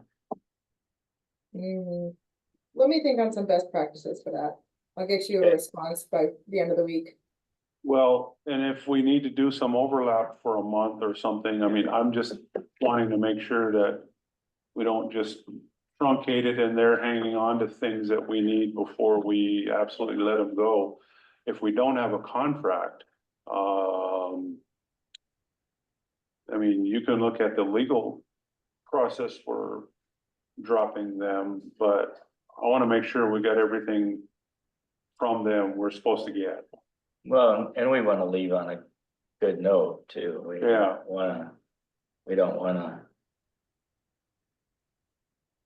have them withhold anything or be Has- upset with us. Has Red Tail communicated with them? No, So would it be reasonable to suggest that Red Tail communicate with them as we transition? yes, whatever you guys decide. I know that one of the reasons why Red Tail is looking forward to getting a hold of the payroll is so then they get a full view, because right now we have a very limited view of what's going on. We don't know at this point in time if 1099s were sent out correctly. We're not sure what's that whole picture, because we didn't activate that portion of the QuickBooks that we have. And so once we engage Red Tail on 10/1, if that's what you guys decide, then she'll get a full view, and then reconciling can happen also. So yes, if the board decides that she needs to reach out, I'm sure she probably would. So Haley, as you look at this, my question then is, would it be appropriate? I mean, do we need to have her reach out to them and do this transition now, or do we have to wait until October 1? And then if we do that, does that mean we retain our accounting firm for another month or so after October? I'm just trying to figure out what the appropriate timing of this transition is and how we're doing it. There is at least one project that'll need, I think, overlap, which is the arrangement with the public employee retirement system, and shifting that benefit system over from one office to the next will take, I think, some coordination. It is not the most user-friendly system, and you know, I would encourage everybody to be diligent so that we don't end up disrupting it, because it is a little bit of a balance act to get for how that system works. That said, I guess maybe be useful to know how much, you know, I can't remember right offhand how much we've been paying per month for the current accounting system, but maybe in figuring out when to end things, knowing how much, you know, how much that value is probably. Well, I guess two things. One is, with this transition, the idea is for Red Tail to do the payroll from October 1 to December 31 and work with Rhonda through that interim. So then on January 1, Rhonda can take over payroll. Correct. So then we'll be doing payroll internally. And then I guess two is there any other items like the PERS shift or Healthcare anything else? benefits, work with Judy to figure out what the arrangement is for the healthcare benefits, that come in and out of the payroll. And so, the way the healthcare benefits arrangement is set up, there's multiple payments that are made to multiple, services like the life insurance, the Blue Cross Blue Shields, so on and so forth. And then that ties directly into the way the payroll need to be arranged for purposes of like how premiums are managed, how employer and employee HSAs are managed. So that'll be, I think, something that's an important item to also track, because it's got some confusion on how it's all arranged. I believe that there's gonna be a 30-day at least transition because Marie is also handling bill pay too. She has privileges in the bank accounts to do bill pay. So there's gonna be there's gonna need to be overlap. Just so we can actually gain access to these online accounts that Marie has. She will have significant physical files in her office. That is the way she tracks a lot of things, Marie does, and so. Some of those will be pretty important. Some of the bill pay, we'll need to get the account information for like where the rent goes and where. Other billing functions are routed, because it's not enough just knowing that. You know, how much or who we're paying, but we actually have to have the account routing information in order to reproduce those payments and generally the timing. Specifically on the personnel stuff, so back to Red Tail. The new contract with Red Tail would have her focusing on payroll. No. The new contract would reconcile payroll, but would not be actually performing payroll function. That would be an estimation of about $2,500 a month, which is comparable to what we're paying Charlotte and Davis right now. It would just, And the current contract goes till when? are you talking, The current contract with Red Tail goes till when? the current one has roughly 12 hours left on it. Cause it was an hourly, it wasn't a time frame. It was an hourly 25 hours. She's halfway through those hours. So we would start this new contract when? As soon as the 12 hours, 12.5 hours that are on account has gone through, so probably next week sometime if it gets approved and signed. Well, it's not gonna get approved and signed today because we don't have the action on our agenda. So then it would be a lapse then until this gets approved and signed. Okay. And then it would be another engagement letter for payroll to have them provide payroll function. Mr. Chairman, board members, you have an option to have a noticed all remote meeting. You could plug something like that in next week if you so chose. I'm just trying to give you options. I'm not trying to reroute your workflow on that. Yeah, no, so Or anything, but that might be if you want it, if it's this one item or perhaps a tight set of items. Then you want to consider that option. well, okay, so let me, you just said there would be another engagement letter yet. So why would we do a separate one why don't we just add it to this? We could technically, this was just, per the conversation that we had with the budget committee and myself and Tina this morning Okay. on what needed to happen to clean up the books. Since we're gonna need time, I mean, we're not gonna get to this until we take action on it. Would it be worthwhile considering just adding the payroll to this? Yeah. I mean, I don't know when she'd start. I mean, if it starts later, why it doesn't start until October, you could just put the time frame in there. I mean, you just put when she starts. She would estimate, I asked her what it would potentially need to be budgeted for, and she said for full charge. Payroll is about 2,500, and once we do it in-house and she does the review and, assist in any questions, basically, you know, oversees everything in-house, it'll drop it down to about $1,000 per month to maintain her, to oversee everything, to make sure we're in compliance.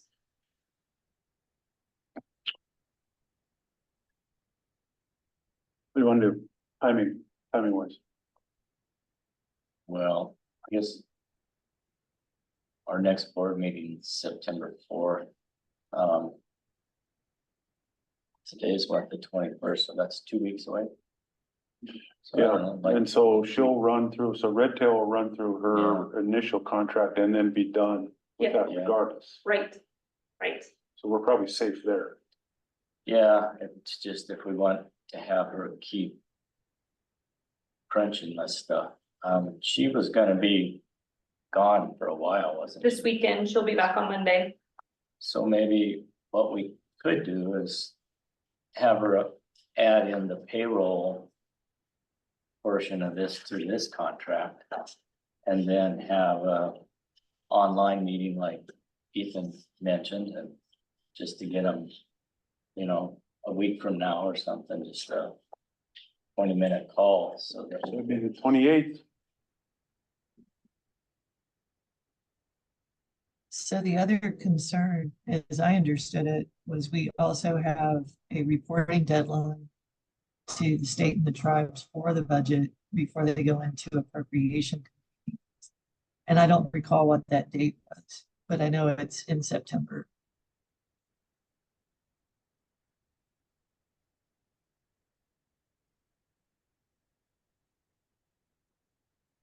I don't recall what that is either.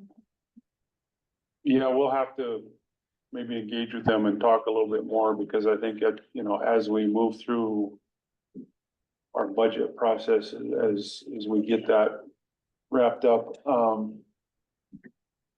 or in shape, we need to figure out what information we're going to provide back to them. I mean, there's some reporting, but what are we gonna put out that says this is what we need? I mean, short of that, they're gonna go back and look at the original funding agreement and say, well, the funding agreement, they're gonna base their next round of funding on the last funding agreement. Unless we engage and say we need more and justify it. That's both basically what that's gonna be, I think.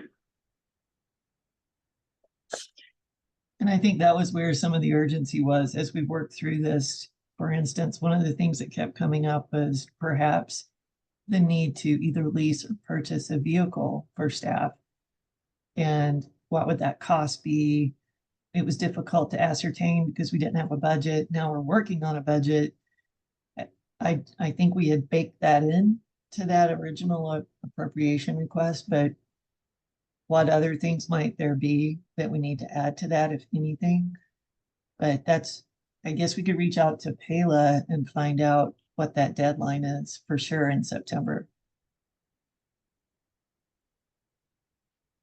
So let's talk about timing for next week. If we do an online meeting next week, what works? And we would need enough time. We would need to have enough time to get the engagement letter redrafted, get it in Haley's hands, get it reviewed by Haley and Ethan and Rhonda, and have it ready for us to take action on.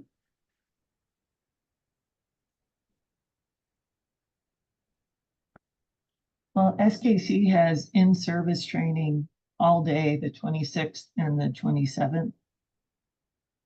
And I'm not available next Friday either. So that leaves me with Wednesday and Thursday. And I was looking at those same 2 days, Wednesday or Okay. Thursday. Okay.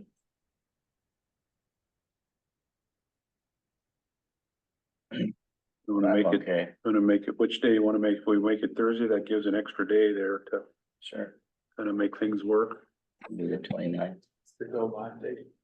What's that? That's the wireless go live date. Probably doesn't matter for having this meeting. Okay. All right. For discussion purposes, if we shoot for the 29th, can we have a redrafted and, we would need to probably have the new engagement letter in front of the board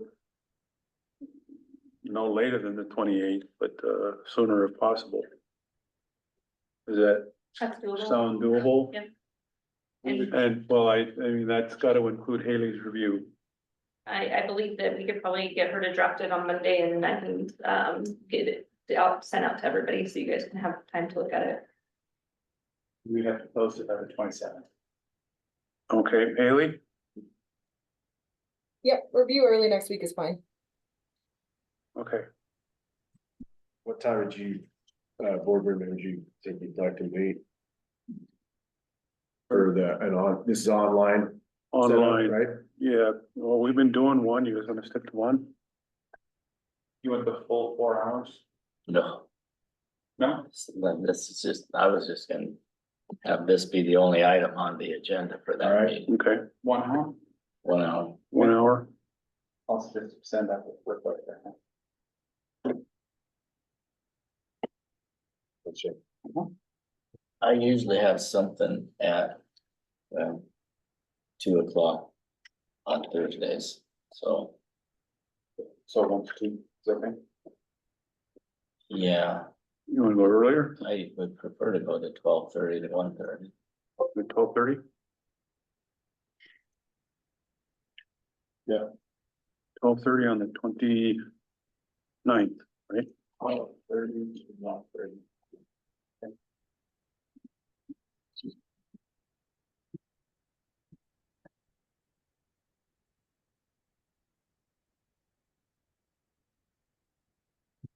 So I think the 3 action items are gonna be, one would be the change the fiscal year from the calendar year to the federal fiscal year. Number 2 is to review and approve Red Tail's contract extension or amendment or whatever. And 3 is to consider having Red Tail take over payroll starting October 1, but with some transition and overlap with Shellick and Davis. And that part of it could actually be written into the contract, right? Yeah, you write that into contract with Red Tail. We don't have a contract with Shellick and Davis, so. Yeah, So you would like overlap and So there'll be 3 things with Red Tail. One is the additional time of 100 hours. 2 is the payroll assistance, and 3 is the overlap with Shellick and Davis.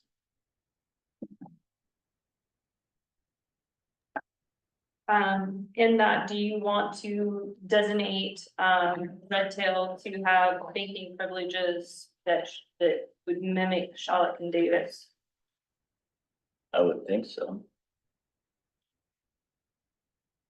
I believe that that would need to be done by you guys. But Well, then that's action item number 4. you're right.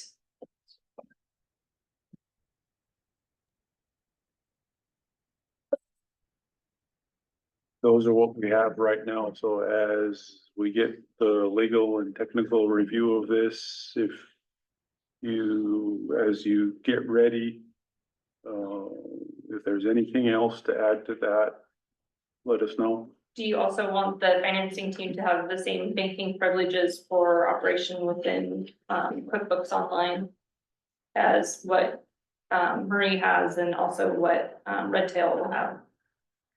Yeah. Certainly, you're doing the work. You gotta have access. Right now, we only have read-only access. Yeah. So we also need to figure out, moving forward, we'll coordinate with Red Tail too on who's gonna be doing bill pay and different things. And so if we have the access, we can probably start doing that immediately through QuickBooks Online. Okay, well, there's number 5. 5, yes.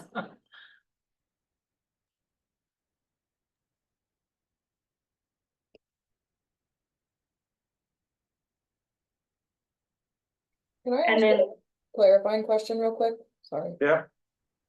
So where did, the like end of the year kind of time frame come about with Shalleck and Davis if there's no contract?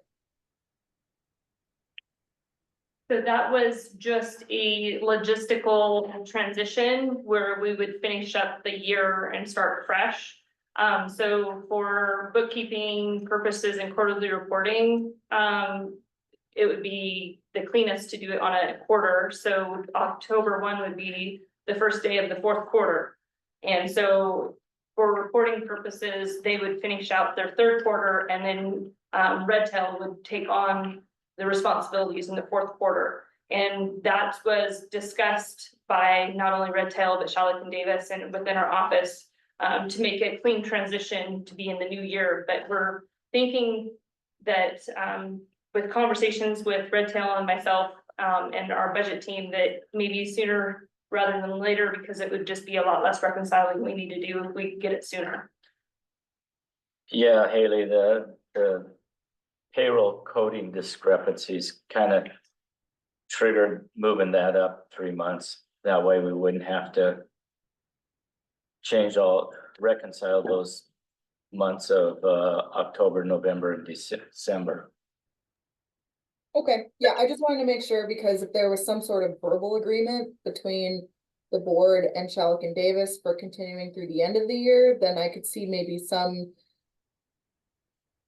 I guess, conflict arising with that verbal understanding. But I think if you have an open relationship with them and they're understanding that there's already a transition happening, then that's appropriate. Well, and part of that is Marie Fong, who's been working with us, she's wanting to retire too. So it might just help her desires. I wasn't sure where you were going with your question, Haley. But my question is, observation, I guess, is I didn't realize we didn't have a contract with them. Yeah, it hasn't been signed. We do have it. She did send it over when we started originally talking with Murray. There is a transition of duties from her original engagement. And I guess it's really not a contract, it's more of an engagement letter, if I'm understanding it correctly. And then the last one has not been signed. And you said you didn't sign it because, I wanted to have outputs that are Excel files with information that I oh, could it's use to it's that stuff we were build the dealing with. budget. Cause I was not able to we're in the same problem that the budget team is having with not being able to get the kind of information the board wants. Okay, trying to follow Haley's question though, maybe similar to mine, is if we don't have a contract with them, how do we finalize our work with them, and what's to stop them from just stopping work? Nothing.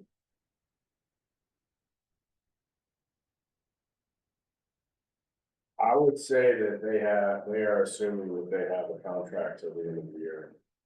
So. Well, we better get that contract in Haley's hands so we can see whatever that is, so Right. she can review that in light of what we're trying to do with Red Tail now. So, you sure? Okay, could you get that to, okay. Cause whatever that says, we better make sure we're, It's an Clear. identical contract to what the board signed to originally. Haley, do you have that? I would appreciate both the one that has not been signed, which is the most recent version, and then the original contract signed, so I can just do my due diligence. Yep, that's what we're looking for. All right, thank you. And in light of what we're trying to do with Red Tail, all right, that's where I was headed, all right. Anything else?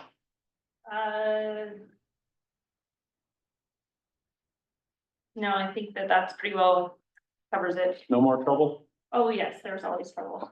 Okay. All right, thank you. So we're headed toward 29th at 12:30 for an online meeting to resolve these items. Now it is 5 o'clock, 5:17. Anybody game to do any more work here today? Chairman, Even my if we brain don't, is full. even if we don't do any more personnel policy stuff, we, we had the resolution, and then we were gonna do the RFP inquiry. Haley, the resolution, is that something that can wait, or do we need to get on that today? That's up to the board and the office. With that, I provided some minutes. It might require a bit more conversation than what maybe some people are looking forward to right now. But I believe the RFP for the building was labeled as 4.1. And so with the amended agenda, so that would come before the resolution anyway. Yeah. What are your wishes? Georgia, I heard you say you're timed out, I'm getting there, guys. you're tapping out. Um.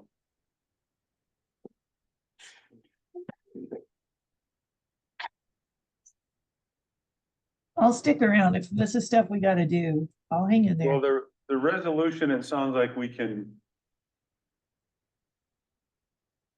You know, unless board members, unless you want to get on that resolution.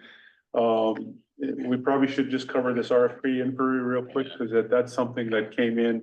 Ethan's got some questions on that, so you guys want to do that? Yes. Okay, so I don't know if Georgia has that one though. I think So we should- Sydney was gonna email it to her. Let's make sure She'll she do has that it, now, so yeah. let's take a quick look at that. And this is in memo form, but it actually, the body of that actually came in an email or text from this Scott Grove. So, let's make sure Georgia can see it here, and then we'll chat. I've got a couple quick suggestions. I don't think we need to address every question there. We can deal with it. City's got it on shirt.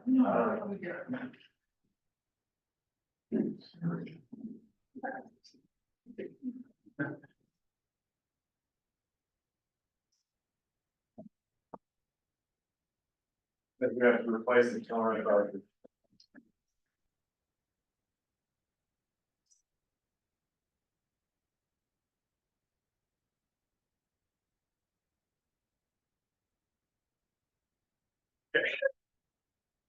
This is it.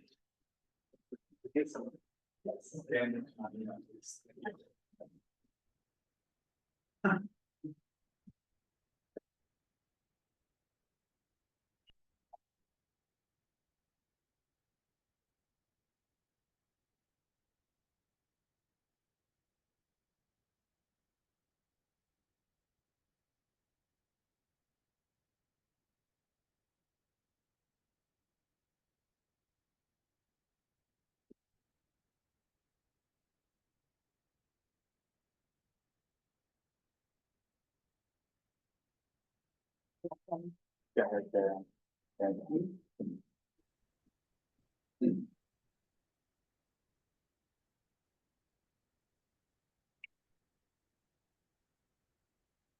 George, we're just gonna display it on the screen, if that's okay. That's,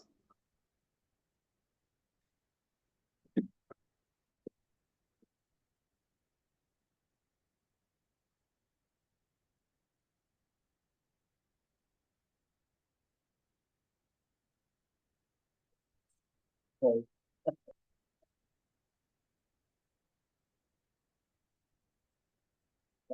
can see this? I do.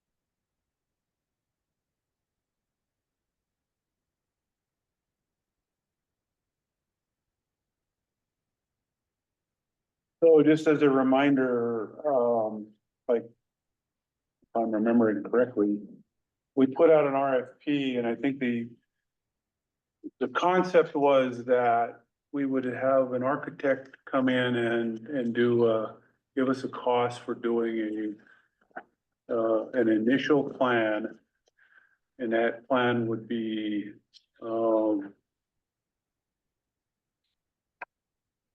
at least initially without knowing what the site is until the state and tribe can come together and come up with a site.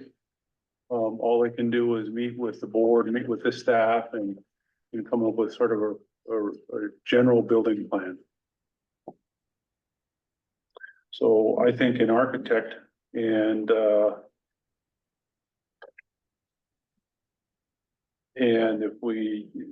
if you look at their questions, if they're ready to send a letter of intent, they can send that anytime. And I think what we put out is that we would start to meet with people with, anytime after I think we had 2 weeks or whatever it was.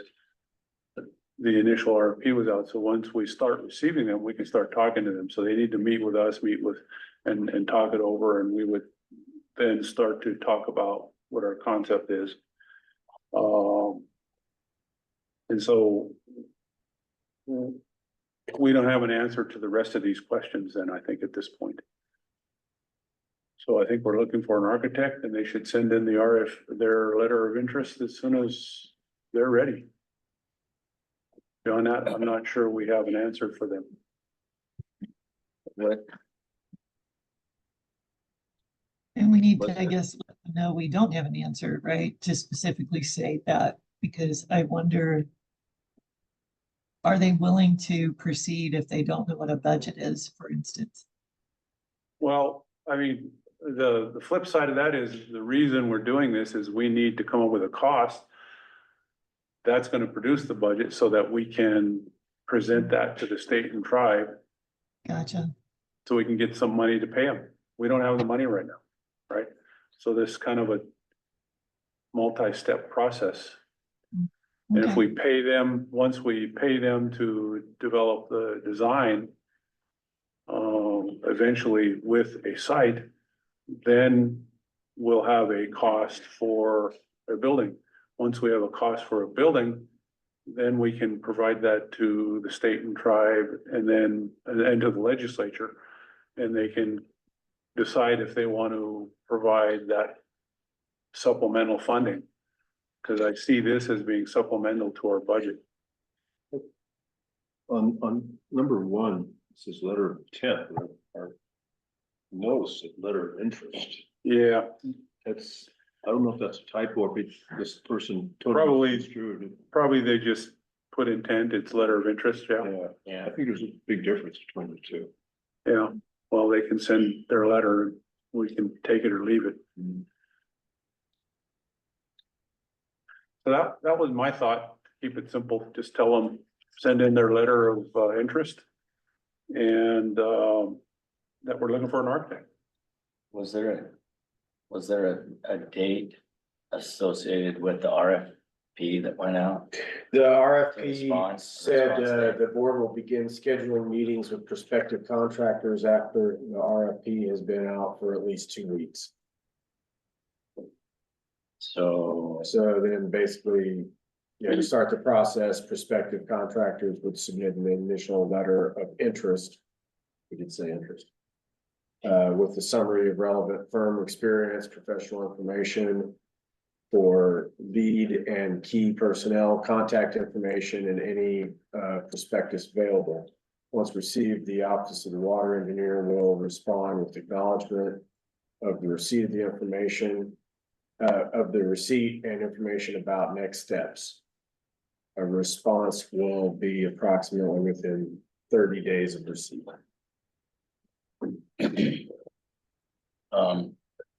so you've advertised. Is the advertisement date period up? Yeah, it's still actively being advertised. Sydney? Is that, Been more than 2 weeks, all right? that's in the papers till the end of the month, right? Yeah, Yeah, we chose a wide window, okay? Yeah, But it's been more than 2 weeks now. yeah, If they send a letter, we can start meeting with them. Yeah. So usually when a letter of interest or like an inquiry comes in, you don't just respond to that person, you send it to all of the people that you sent the RFP to, so it, you know, by rights, you should, if we're gonna respond to these people, we should send it to all of the people that you sent the. It was just advertised. I don't think that we sent it to any individuals. I thought you sent it to some. nobody has, sent me any people that they wanted specifically. There is one person that I knew of, a local, contractor that I texted him and said, check the And I website. and I said I'd provide something, and I just haven't. Okay, so then we don't have to go that route, but I think, you know, if they're interested, then we should respond and then just say, if your last date of advertisement, whatever that date is gonna be, well, then there's 2 weeks to respond after that date, isn't there? If it's in the newspaper. But it was that anybody could, submit a letter of interest, 2 weeks, after the RFP has been out for at least 2 weeks. Said that we would start to interview them beginning 2 weeks after the Yeah, advertisement. well, I guess I put, if our 2 weeks are up, then and they haven't sent anything in, and if we respond to them, they're gonna say, well, our deadline is over, it's no sense in us responding. No, I don't see that as a deadline. It says that we'll start interviewing, Yeah, and it's open until filled, right? I don't think we're just, like, I think the idea is It that. does say the process is expected to be iterative. I do think that your, idea about, uniform distribution of answers to questions is a good one, and we can make these questions generalized and post them on the website right next to the, as part of the RFP. So that way, anybody who's, looking at it would have, we don't have a way to ping people who've already looked at it, but that way we can at least have that same information available to anybody who's looking at it. I think that's a good idea, Ethan. I think the more information we can give prospective contractors, the better, because then I know when I would be bidding jobs, the more information I had, the better I felt about submitting. Sure. So, so anyway, I think it's worth just posting responses to those questions. Would be my suggestion. How are you gonna respond to the question on site? That it'll be determined at a future date.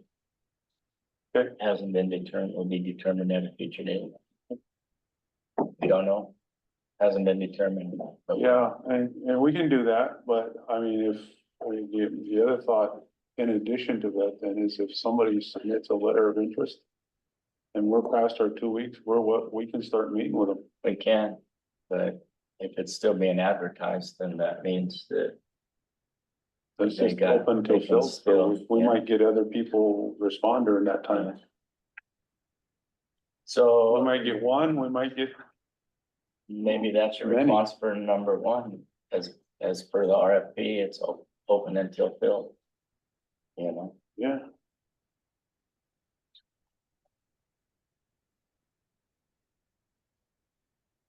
For the site selection question.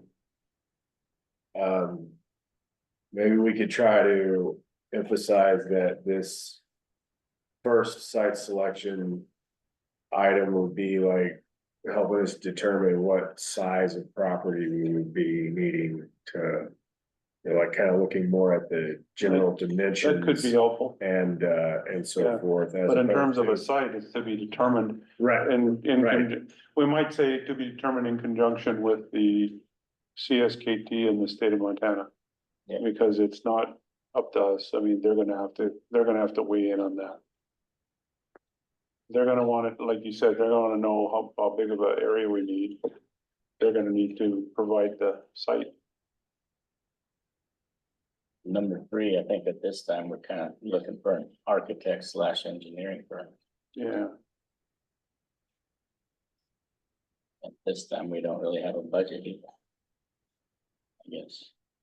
but And I was gonna say maybe that this process will help to inform the budget, right? Yeah. So just to, it will, because once we have their cost, we'll provide that we'll go to the state and try to say, this is what it's gonna cost to, do an initial design.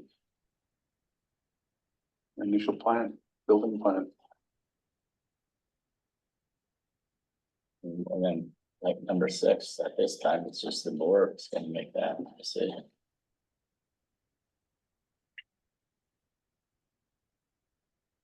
at a, you know, as a part of the public process, right? Yeah. Yep.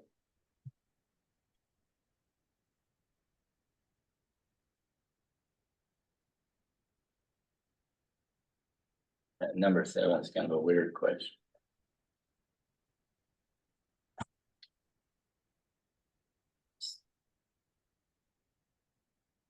Applicants' qualifications and experience.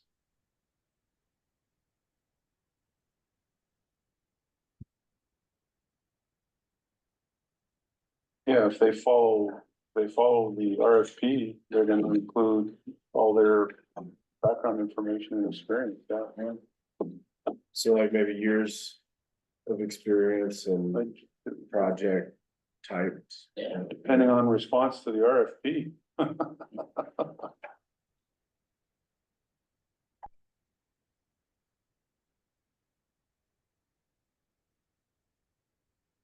Item 8 is no. Item 8, I think, is a no. Okay. You want me to say anything about preference list, for local? Are you gonna have a local preference? I don't think you wanna say anything about that right now. Okay. I think we just need to see what comes in.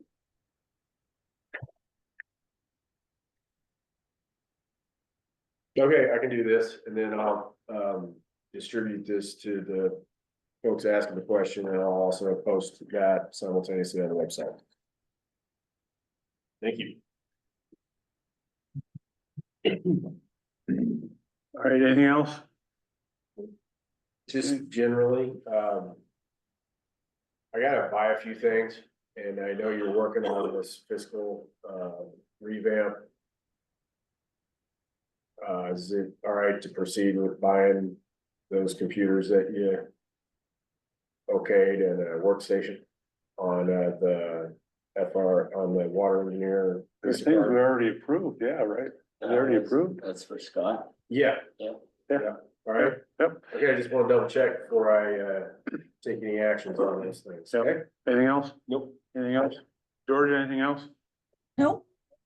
Final public comments? If anyone likes to make public comment, raise your hand, we'll allow you to speak. No public online. And all our public long gone. So we have, announcing next meeting. So our next meeting is actually going to be an online meeting on the 29th. Plus these. Yeah.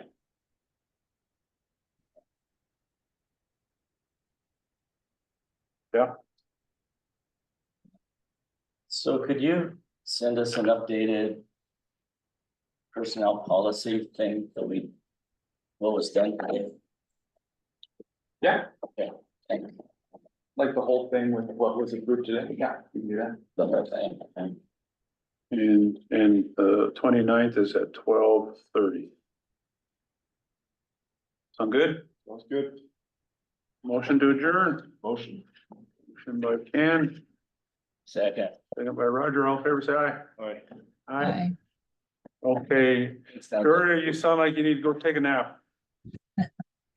I'm on my way. You, be well. Be well. All right, take care. Thank you, guys. Bye, everyone. Thank you.